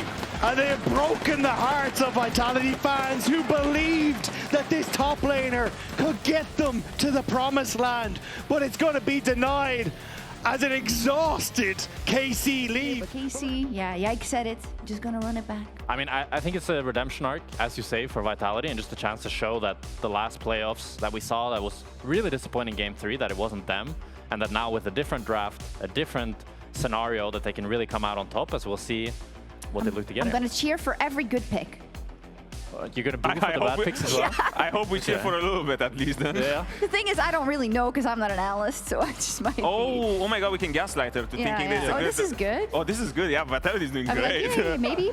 Anyways, but what are we looking at then? What's Roth's? That's okay, we can see them. It's Yunara and Ryze banned. That's the first 2, which just makes sense because now when you're in game 3, you're looking at the power picks, and you know when you have tier 1 power picks in the likes of Ryze, Yunara. I'm looking at Taliyah, Vi as well that might come out. Well, Vi did get out, but and also there's a lot less combos now for bot lane because I'm looking at there's still stuff like the Nico that is open and pairing it up. There's still like plenty of enchanters that we might be seeing in this game 3 because there's Karma, there's Lulu, there's Nami, so we might have like a little bit of a sleeper game there. I think Corki Nami definitely could come out. There's also Cassante for an easy blind for Naak Nako if he wants to look for that, or even Canna. But they took out the Sion ban, so trying to target that. I don't know if that's... Do you feel like that's setting up for a Cassante pick in case the enemy then can't match a tank? Yeah, well, the thing is now when Sion is out, you get 1 tank in the top lane, and I think especially with this Nautilus ban, you're looking at stuff like Karma first pick or even the Lulu first pick, because if you take out tank on one side, then, you know, your comp will suffer later when you go for these sorts of enchanters. Exactly. Karma's coming in. So Karma's this high prio, that you're just going to move the first pick at. It's a prio bot, right? But even with Varus and Ezreal and Caitlyn out, like, I feel like there's not that many good pairings with the Karma at this point. Oh, but just like no, so it's like it's wins versus the other enchanters, right? Because right now enchanters are quite popular. Well, you can go the route of Braum, but then you might just be losing. There's no way you're picking Braum into the Karma. That's like such a horrific matchup for the Braum. We did it in lots of times. Yeah, what? Is pod drafting for KC? What the hell? That was you drafting, yeah. I'm gonna drop the joke right now. It's over. But yeah, I'm curious if they do go for this Braum route or they just match it enchanter, because that's my first feeling. Okay, we might be Corki Nami, no? Corki Nami, with Nami you get to sustain. I mean, you can go Cassante, and then if you really want the Cassante, but then you open yourself up for Gnar. I feel like Cassante might just be a little trap here. You can go for the counter pick for, like, you know, the Nami on 3 if you feel like there is one big prio pick right now on 2. Maybe, you know, the sorts of Taliyah because it's open. Or just the top lane prio pick, but I'm expecting to just... Vi is also open. No, Vi is banned, actually. Yeah. Is it? No, Ari is open. Ari is open, I said Vi. I was thinking about the power pick junglers that you could look to pick here. There's the Rumble. Is open. I completely but Rumble into Karma feels kind of bad, no? Because she has that macro shielding. Yeah, you can boo for that a little bit. Well, it's not. I'm not talking about KC draft. I'm only talking. I'm not risking booing KC. That is a risky move. That is indeed. But yeah, Rumble seems a little bit... It's hard into Karma? I mean, it's just annoying later on because you can always Mantra Shield your Equalizer, which negates a lot of that power that Rumble has, and then you can also kind of kite him out with the movement speed that Karma provides. But, I mean, with the top laners being taken out, now you just get the Rumble Cassante kind of handshake. Yeah. Although Naak Nako on Cassante, we've seen pretty crazy things from him. So I'd say it's deserves the cheer. I would say that Rumble is usually farming this matchup, but knowing that it's Naak Nako, you might be seeing, you know, some solo balls, a little bit more aggression from the Cassante side. The problem with the Rumble, just to go back to the Karma point, is that if you're going for an enchanter on bot lane, the team fights are just not static enough for Rumble to be getting a lot of benefit, because he wants to have, you know, a good equalizer, line everything up. But then if you have Enchanter on both sides, then everything is like, you know, so quickly. It feels like you have to 360 no-scope to land your ulti. It's just difficult. What do you think about Jhin? I know a lot of fans actually, no, letter. Yay or nay, come on. It's Vitality, you can do it. No, but I've seen really good Jhins also. Yeah, I don't know. Jhin, for me, I think he's pretty good, especially when you're not up against tanks. Even with Karma?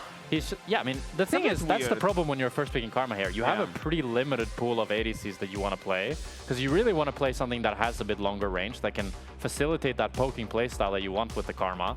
But since Caitlyn out, Varus out, Ezreal out, there's not a whole lot of options. I think Jhin is the next best one. What, range wins? And you see already that enemy has barely any frontline. Yeah, exactly. So the saving grace of the Jhin is the squishies, because everyone criticizes the Jhins, especially in EU, because they lose to the shopkeeper because there's just too many tanks on the enemy team. But right now, when you're playing versus so many squishies, realistically, you can buy any item in the shop and the pick is still okay, right? It's just... Maybe not AP. Yeah, maybe not AP. I mean... maybe a full trap. Oh, I've seen some videos where it's kind of cool when it hits, you know, but it won't really hit. But... yeah, you guys, I think Pryor is still on the side of Jhin Karma, I would say. So that will negate a lot, or like boost the Jhin a little bit. Into... Busio's pretty cracked, I think.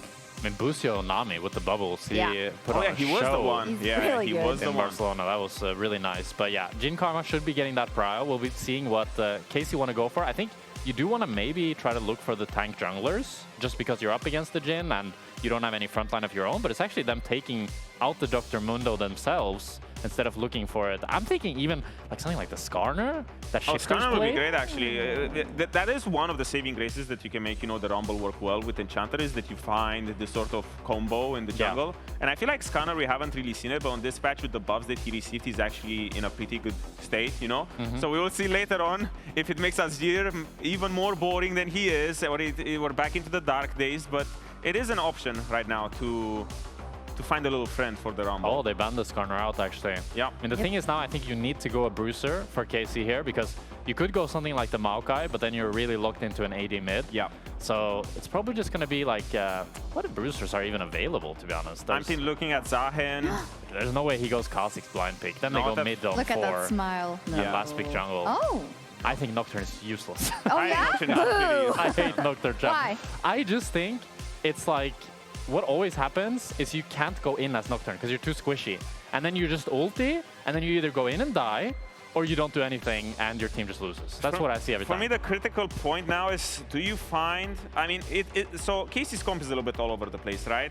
But the thing is, it can still be fixed on 5 if they find a good combo for it. Because what Nocturne does, it enables, you know, creativity in team fights with, you know, flanks, vision denial, and all of this stuff. The Annie... He thinks he's knight.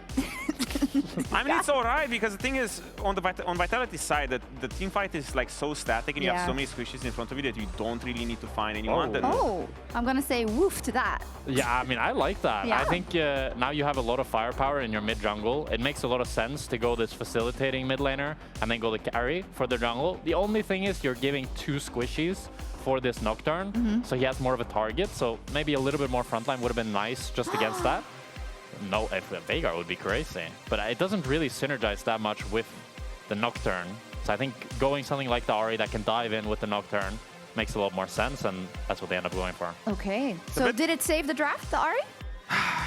It gave you another window of, you know... One charm. Yeah, yeah, it gives you another win condition, but it doesn't really gel everything together. It feels like it's still disjointed, with half of the team wants to go in, half of the team wants to keep it a little bit static. But, you know, on the flip side, you have a lot of tools to win, right? So they do have a lot of pressure on themselves on the side of KC to win the early game, because if you reach mid-game, your comp doesn't really matter. As long as you have an overload of tools that you can use to win team fights, it will happen. But if you're even, I feel like, going at minute 15, I think that's where KC's comp falls apart.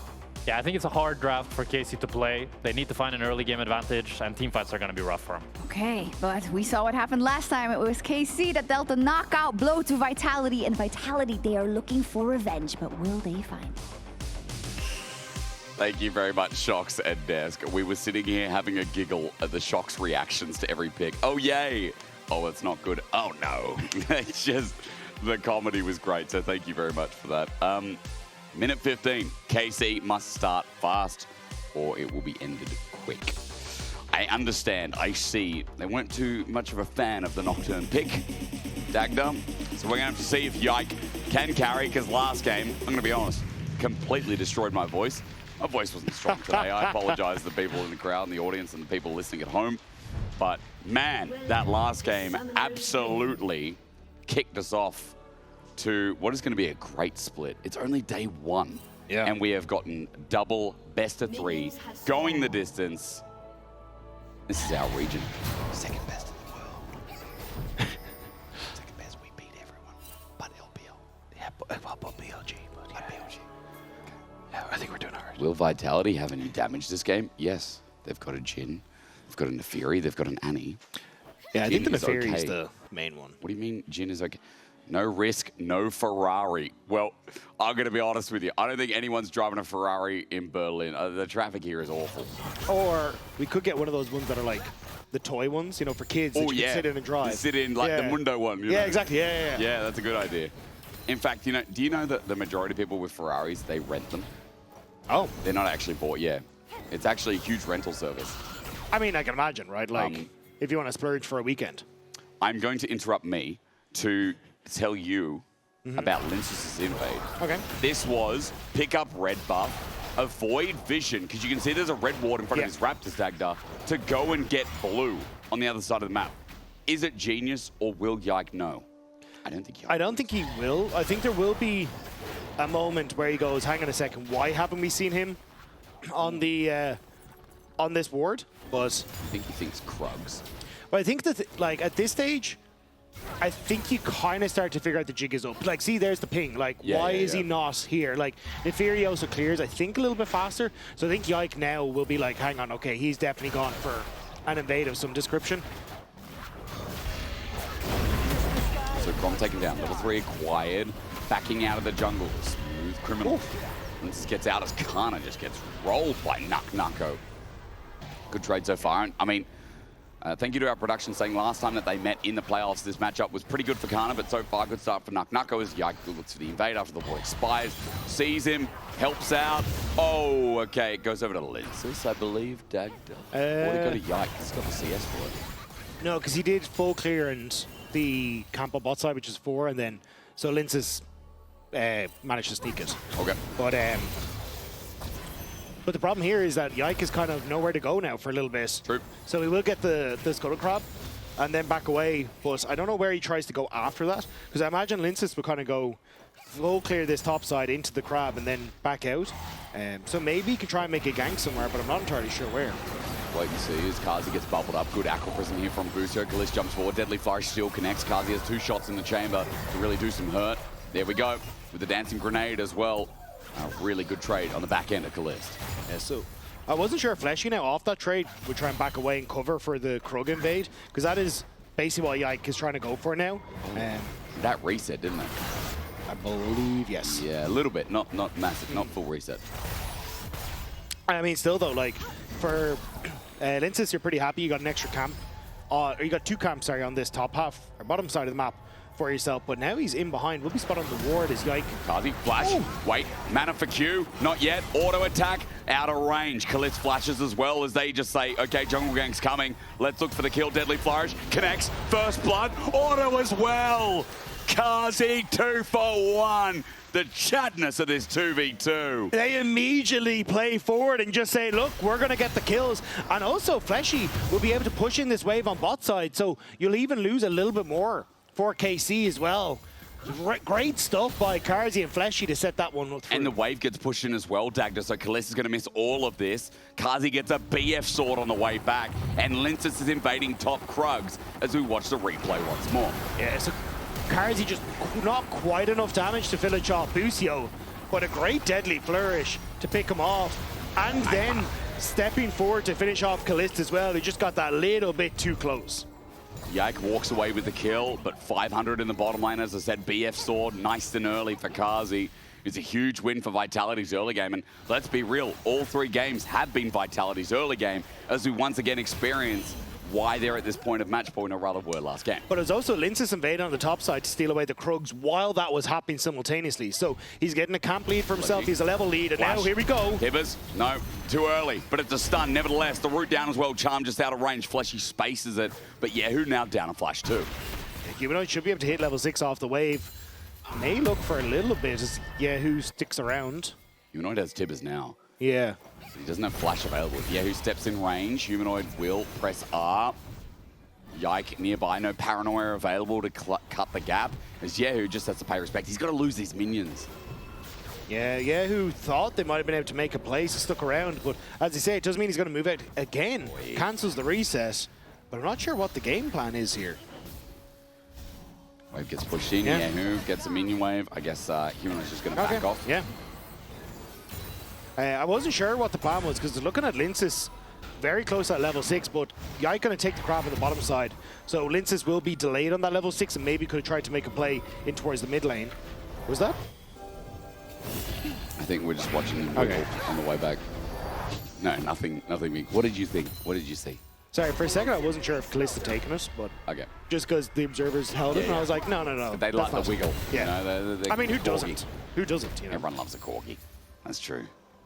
KC in this early game, down 1,000 gold. Now, what we saw from Carzzy, a bit of an issue to start the game off. What we're also seeing is that Humanoid in the 1v1 is doing quite well, but maybe it changes with Yahoo getting the Spirit Rush available. What I'm more concerned about is that Yike was losing his camps, is slowly trailing towards level 6. Lyncas right now in a pretty decent position, as he's got the bottom lane intact, and maybe that leads to an early dragon for Vitality here in this game. But it's also no flash on bottom lane. And Carzzy and Fleshy are doing a good job of keeping control there, as Lyncas has just ticked over to level 6.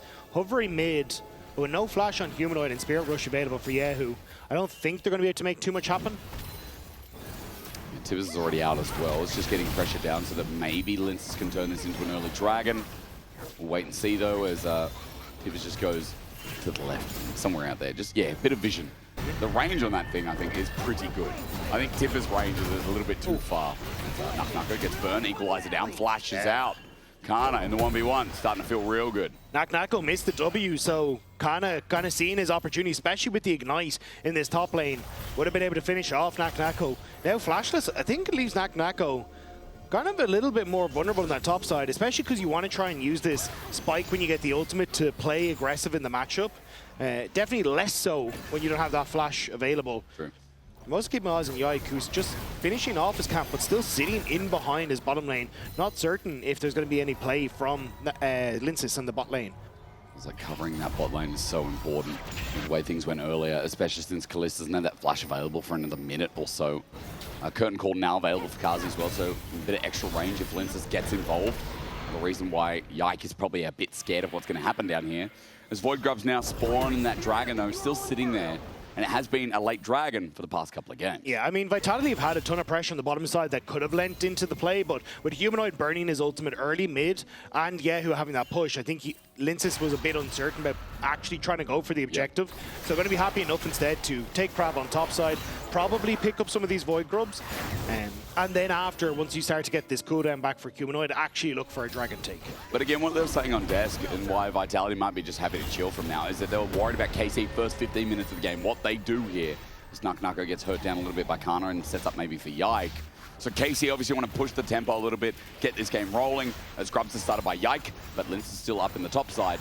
We'll see if he actually pulls off the blue to go for the contest. And Dagda, I think I'm getting my answer. Yeah, I think he's just going to stick around, especially the fact that he used the W between the camps there means that he doesn't actually have it if a fight was to kick off. So Yike going to be able to pick these ones up. I'm going to be kind of happy with how things have gone because it's stabilized now with the experience and with the camp takes. Curtain Call. Wait, Caliste in trouble, flashes away early. Third shot connects, fourth. Will as well. Barrier comes out to make sure that he survives a little bit more than he'd like. Yeah, he's okay for now. He'll accept the wave as well as Carzzy. You can see his damage is already immense. Oh my god. Yeah, who leaning down to try and help out. He does have flash, but I guess Busio's there, so no kill. Still, I would have liked to have seen Lyncas try and attempt at least some sort of play now towards his bottom side. Looks like he's pinging to go for the dragon, but I think it is definitely needed here. Like, sure, you don't have to go for the dragons, particularly early, but I definitely think using how well this bot lane has gone for you should be what Vitality are looking for. I mean, it's a great start. We said it at the time, we'll say it again. Great start, especially since that is a Storm Razors picked up pre-10 minutes. So Carzzy, first to be on the board, along with that experimental hex play by Yike, but cheapness of items. By the way, Hubris picked up as the first item by Lyncas. So if he can snowball this game, that is going to be a hot dog. Now trying to play around Humanoid, who can do it, but Humanoid just used the stun before Vitality actually went for the all-in. So now trying to get it back up, but Humanoid at half health. And just thinking about the angle he can pull out, just waiting out. He's going to eviscerate a little bit onto kyeahoo, pulls out the Spirit Rush. Paranoia comes in as well. Flash over the wall, waiting for the W. It's going to be burnt. There's Lyncas onto a pack, though. KC find them group, but Tibbers comes out in the response onto Yike. Low health bars, but a reset over to Lyncas, but Aqua Prison. Perfectly done, but still, reset comes first. Cold Pack's now down as the dog is down as well. Ends up being a trade of junglers as the fight dismembers. Very messy though, and honestly, for KC, I think you're happy with the way that one went. It was a 1-for-1, but as you already called out, Stormrazor's already picked up for Carzzy. The fact you were able to get a kill back, I think you're pretty happy with. I think Vitality missed playing on how they set that up, unsure as to exactly the target they wanted to go for, or how they wanted to try and play through Carzzy in that. We have the Captain Gun Bug. Oh no. War.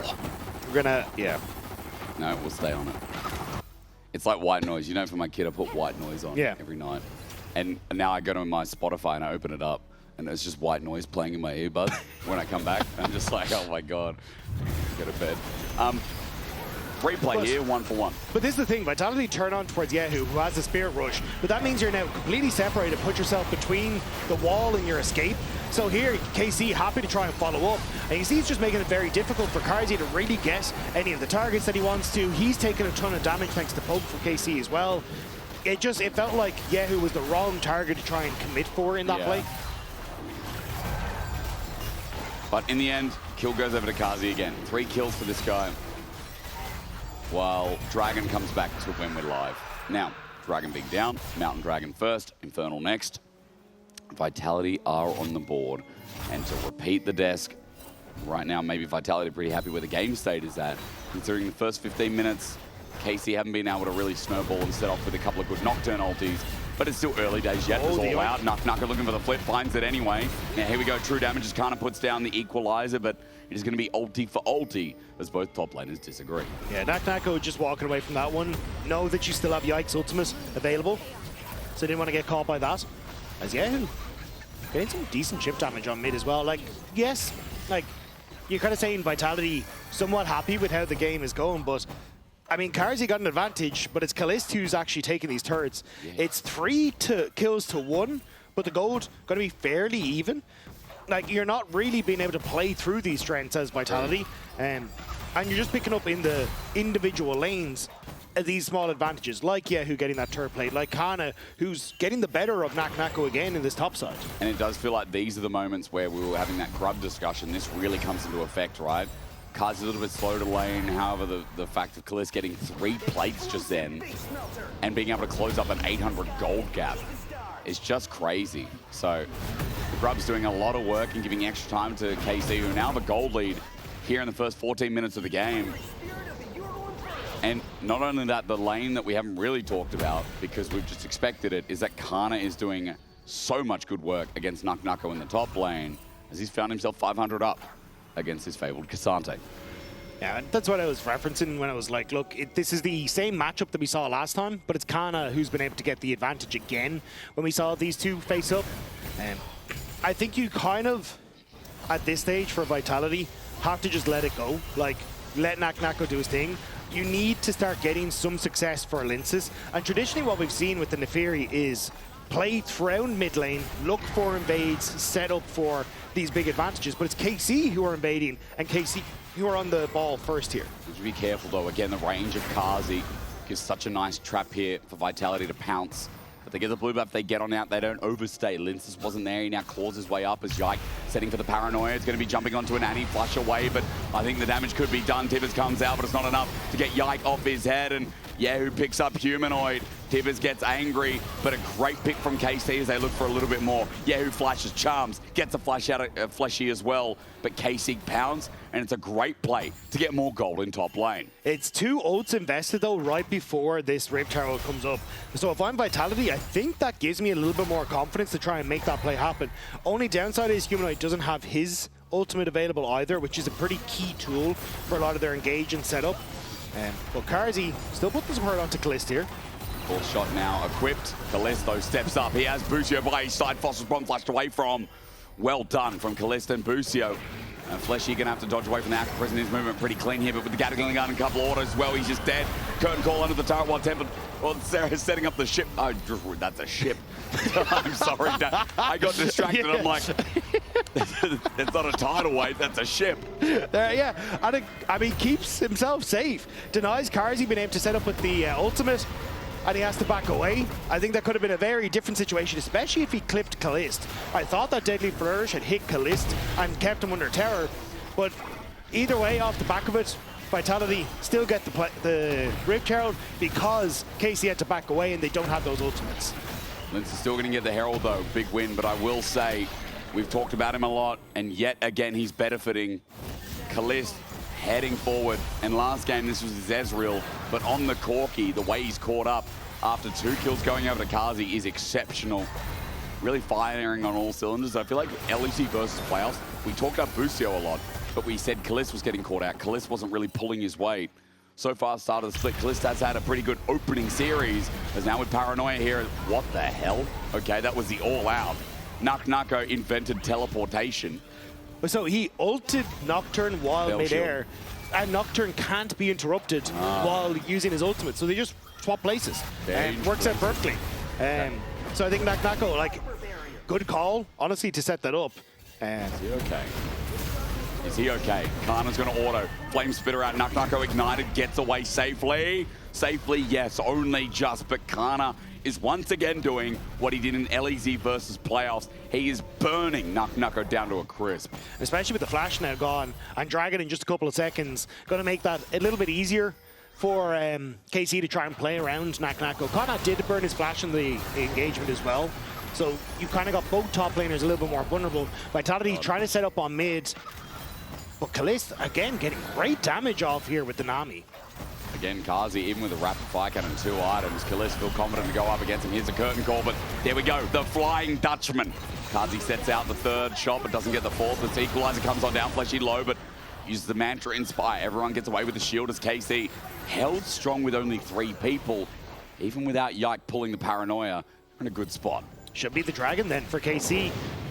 And a much better time for them. Still Naak Nako though, putting pressure on towards this top side. I think he's just getting a little bit of chip damage onto the tower.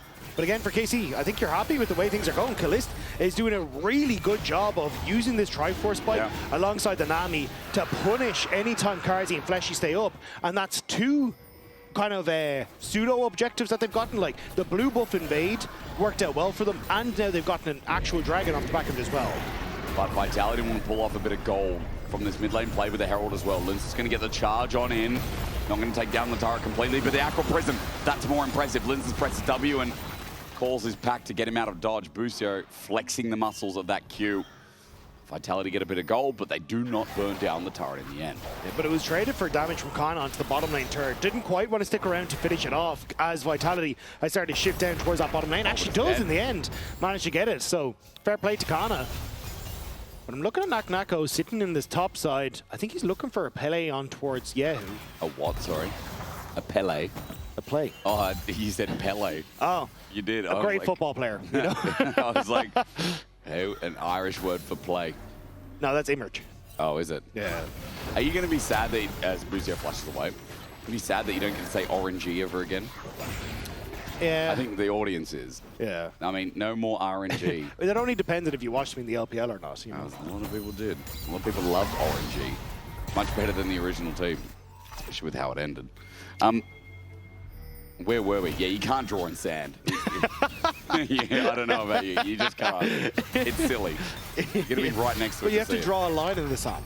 Yeah, but I guess a big line, like you can see it with a stick, because you see a bump in the sand. Yeah. You can't, like if you spell out letters, you're not going to know what's going on. Do you just not know how to read? No, it's just to draw. No. 20 seconds till Baron. 3 minutes till Dragon. Get off my back. It's 2K gold lead for KC. And it does feel like a good game state for them. It feels like it's pretty good and pretty well set up with everyone having a lead. But I think what's more impressive is the fact that even after the Whoopsie VOD, that bot lane is so damn relevant. In fact, feels stronger Lyncas is not starting this off cooldown. Do not worry. No, he was actually hiding in by the red buff there. I think looking for a gank on towards mid. But Yike able to spot him out and keep him pushed back. But still, you can see from Vitality, they are trying to get positions where Lyncas can jump in. Yeah. But he's 0-1-1, has picked up this hubris and has been sitting on it for a while. But it has not been stacking, he has not been getting involved.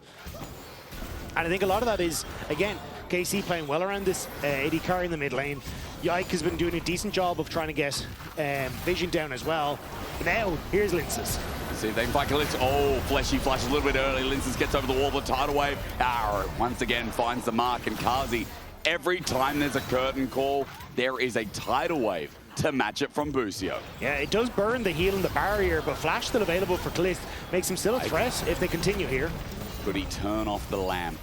That's what he's waiting for. Paranoia onto Lyncas, sets up for the fear, the tethers, the chains. It does get the fleet in the end. Yike thinking about it. The burst damage good. Paranoia runs on in. Yike jungle dipping now, it seems. He sets up for the flash. A little bit over ambitious as Carzzy gets on out, holds onto his own. Canna looking for the flank in behind them though. Vitality have to run for the hills. Equalizer's not too bad. Canna has his flash available with an ignite, thinking about turning around. Electro Harpoon just out of range. The shield is good to give movement speed as Caliste runs out of minions, so that's to back away. Still, it's a KC win with Yike demonstrating his supreme display of talent. Of course, he's not on the Kiana, but he is definitely carrying with this Nocturne play. Canna is trying to move around, and it is giving a lot of alone time to Naak Nako in side lanes. Like you can see about a level difference between Naak Nako and Canna, and Naak Nako just picked up that side lane as well. It will be traded for the mid lane turret, and it's still a win for KC, but just to keep your eyes on Naak Nako, as even though he's slightly behind in gold, the experience and the potential to take over level 16 soon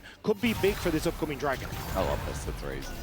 Like, it's just so good, you know, these drafts that you can see, like, KC really know how to demonstrate what their draft needs to do in the early game. And so far, they haven't really been taking their foot on the pedal. It's been concentrated chaos in a sense, where Yike now with 2 items with the Stride Breaker as well, he can pull the trigger so much more. Ulti almost off cooldown, just ticked over, as Dragon in 30 seconds, the big one here, with once again a Hex Tech Soul. Carzzy is so close to that Infinity Edge, but he just doesn't have the time to get back. I think that's why Vitality are trying to see if they can play up on this mid wave and get him a little bit of a chance to get access to the wave.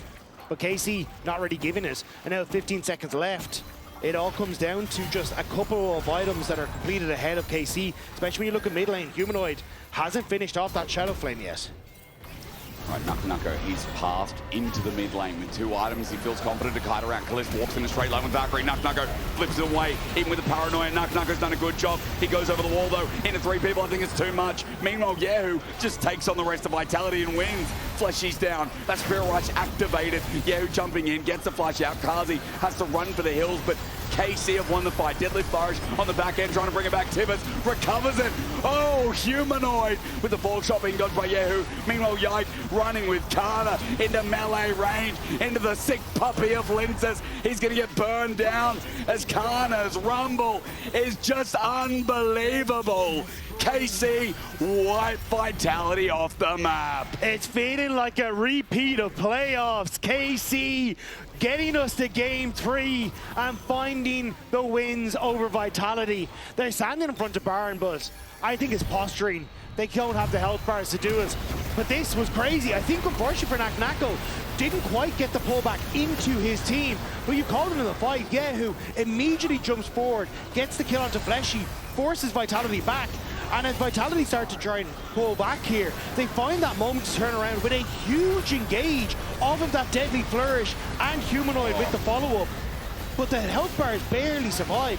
kyeahoo, thanks to that shield from the Merc Threads, or the upgraded Merc Thread, survives. Yike just barely dodges away from the Q of Lyncas, and it's the burn from Canna that just ticks down Vitality. It was his equalizer as well that made it so good as we're fighting again. Paranoia, everyone into the mosh pit, let's go. Humanoid's the first to drop one down, but I think KC had this fight in spades. Vitality running for the hills, but I think the hills are not going to be their friend. Yike runs through, everything darkness, everything scary. The horror will continue as Vitality run down 6,500 gold. Another fight to the wayside, and KC thinking about the Baron.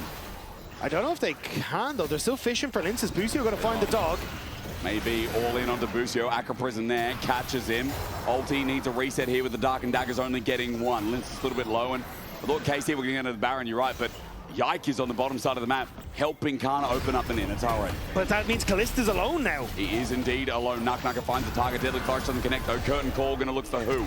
Onto Busio, I believe, as he flashes away now. Maybe max range onto Caliste. 4-shot just out of range, but there you go. Naak Nako gets the kill, rather Lyncas does. A mistake from KC, nevertheless. But do Vitality now feel comfortable to start putting position, or getting position around this Baron? Fleshy, fishing for kyeahoo. Charmed, and I'm sure Fleshy's at half HP. There's The the Spirit Rush and the Paranoia. We are deciding to go thrift shopping. And now a TP from Canna. We're still going. Naak Nako's like, let's go, double TP. Okay, baby. That's my region. But Rumble's 25 in behind them. Vitality are going to catch Canna. Canna does not have flash. He burned it in the last fight, but Naak Nako, I mean, none of them do anyway. So I guess he's fine just to walk it through to mid. What just happened? La la la. See, this is peak League of Legends. It comes from Europe. And I tell you what, no one can say anything otherwise. Playoffs was great. KC had so many good series, best of 3s, best of 5s. And once again, they're delivering. And so now, Dagda, a 6,700 silly numbers. We are at the point where KC should have this game easily. So why don't I feel comforted? What do you feel? Because it's been a bit all over the place. Confusion mostly. Because there was like a TP from Khan in the middle of that I didn't understand. There was a commit from Vitality to it that I was uncertain of from Fleshy. So I think at this stage it's, all right, we're starting to creep over into 3 items for KC. Yep. They should have those 3 items completed for the Dragon. 3rd Dragon for KC in theory. And I think that's what I'm holding on to desperately here. Well, let's see around Baron. If your logic and your, what's the word? Your experience treats you the right way. My biggest concern is if Caliste gets caught out, which again, last split tendency to do so. Today, I think he's been a lot better. I think he has had a very good performance. He's had today. he's had a great performance. Especially his Ezreal, like in the last game, was key to winning with Humanoid. Uma. Paranoia. Canna's there as well. Equalizer. Tippers comes out under turret. They haven't killed him just yet, but Canna will finish the job. Lyncas wants to get a kill though. He's going to set on up. The pack mates come out and he wants to call them one more time into Canna. He's thinking about it. What does he do? Send the dogs in or out? Naak Nako, he's sent out. So the rest of Vitality won't continue on. I'm surprised Lyncas didn't pull the trigger onto Yike though. I think they didn't have vision onto where everyone was, but I assumed he would have just tried to finish off the Nocturne and then go. But Deadly Flourish. There we go. Call back up through. But a good charm onto Lyncas as he looks for the reset. Won't find it. Tidal wave. Ships ahoy. Lyncas gets on out. Carzzy's ultis hang deep as KC have all 5. They're in front of the Baron. What do they do next? But they don't, because Canna is only coming out of base here. So there's another Deadly Flourish that are looking significantly less deadly than they did at the start of this game. But KC are just Baron. Okay, let's go. Teleport not available for Naak Nako, so he's got to stick around. Level 16 Cassandra. KC pull off the Baron. Now, Canna face checking. He's okay with it. Naak Nako is scared of him. So this gets over the wall. He still wants to look for a little peek into the Baron, but they know that KC have pulled off. Just go for Dragon, lads. We don't need all this malarkey. Like, I think kyeahoo was very close to his Rabadons. I don't know if he's there because they've been pushing back and forth and there's been like a couple of waves missed, but like, you've got the Hextech Optics now completed for Caliste. I think the Rabadon's for kyeahoo. Like, there you go. So just, and like GA's finished for just play for Dragon. Hey. Like, you don't need anything else here. What you don't understand, that's not the thrill. You got to play for the dopamine. We learned long ago that our brains were a little bit wrong. You know, they are. That's what happens in today's society. You got to get off screens every now and then. But when you're on it for 3 hours, all Hail Mary gets sent in. Good charm. Good charm. Naak Nako caught out. From the hero Jax to that. As Tidal Wave goes through, but it won't matter. KC have got rid of the Cassandra. 5 versus 4, and Baron or Dragon, take your pick. And to live into the Brain Rot, KC are item maxing, and therefore they're mugging as they move over towards Dragon. You see, it's all there. That's how you get it. We just need another 20-second clip, and we got it for KC. True. Easy. I still don't know what mogging is, but true.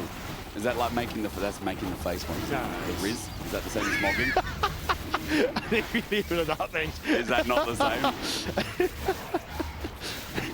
Bro, I think these kids just invent words. Like, what is a skibbity? Bro, what is that stupid crap? I love that you like became a dad and then immediately went dad brain. It was just like he just went off the deep end. You know what happened when we were growing up? There was a thing between class and what's the other word for class? Great? Like, No. Like, but you know, people have class. Oh, like stature, or they have. Yeah, there was another word for it, but I can't remember it. It's hard. When you turn 30, man, your rot turns into disease. I don't know. Back problems. You tell me. You're 35, 36. What is happening? I don't know, Dagda. Are you okay? It's a start of the split, and I'm mogging you. You know, to me, that just sounds like I'm mugging you. I don't know what it is. It's a 9K gold lead. Dagda has fried me. And I am just ready to see this fight that will decide the game, because even though it's 9,000 gold, I am still a little concerned as Paranoia onto Humanoid, maybe going to alleviate the pressure. Good flash from Yike. Tidal Wave stops the rest of the team getting near as well, as there's no charm onto Lyncas, but he does press his W. 5 versus 4. Again, Humanoid has TP, but he's down for 50 seconds. The TP in the middle by Naak Nako. Ambitious, but he's safe for now. Don't do it again. Still on in a position. Naak Nako looking for the flick, but TP flying. Yike has GA, he's okay to go separate. Look at that equalizer, Carzzy at half HP. Trying to turn onto Yike now as well. Deadly Flourish doesn't connect as kyeahoo is the one that made the flake, but Naak Nako gets destroyed by Canna. I think this game's too far gone. I think 10,000 is enough. And I think Baron now finally should be taken by KC. It's so difficult to try and contest. Carzzy still has the curtain call, but no one on KC is low in this pit. And still kyeahoo is keeping Carzzy away. Swag was the word I was looking for before. Dagda is Lyncas at half HP. Deadly Flourish is there. Yeah, good sidestep, sets it up. Oh my God, Carzzy gonna regret walking into that choke as KC just making sure the Baron can't be contested. Paranoia once again diving in. It's a Predator missile, and Yike is gonna nuke them all. Lyncas up next as a GA. Oh, not even needed to resurrect for the triple. Yike is taken down all but Humanoid, who finally respawns to see his team scattered across the rift. There is nowhere left to hide for Vitality as KC will find their victory here in game number 3. No revenge, no problems for KC. Reverse sweep in our best of 3 that has delivered once again. Our French organizations give us so much to talk about, but of course the only ones talking after this will be Karmine Corp with their first win of the LEC 2026 Spring Split in some hot damn style. Let's dive the fountain, they say. This is the only way to end the series as they take Carzzy downstairs. Carzzy died, then bought the GA, which was a little unfortunate. Yeah, it does. But really well done by KC.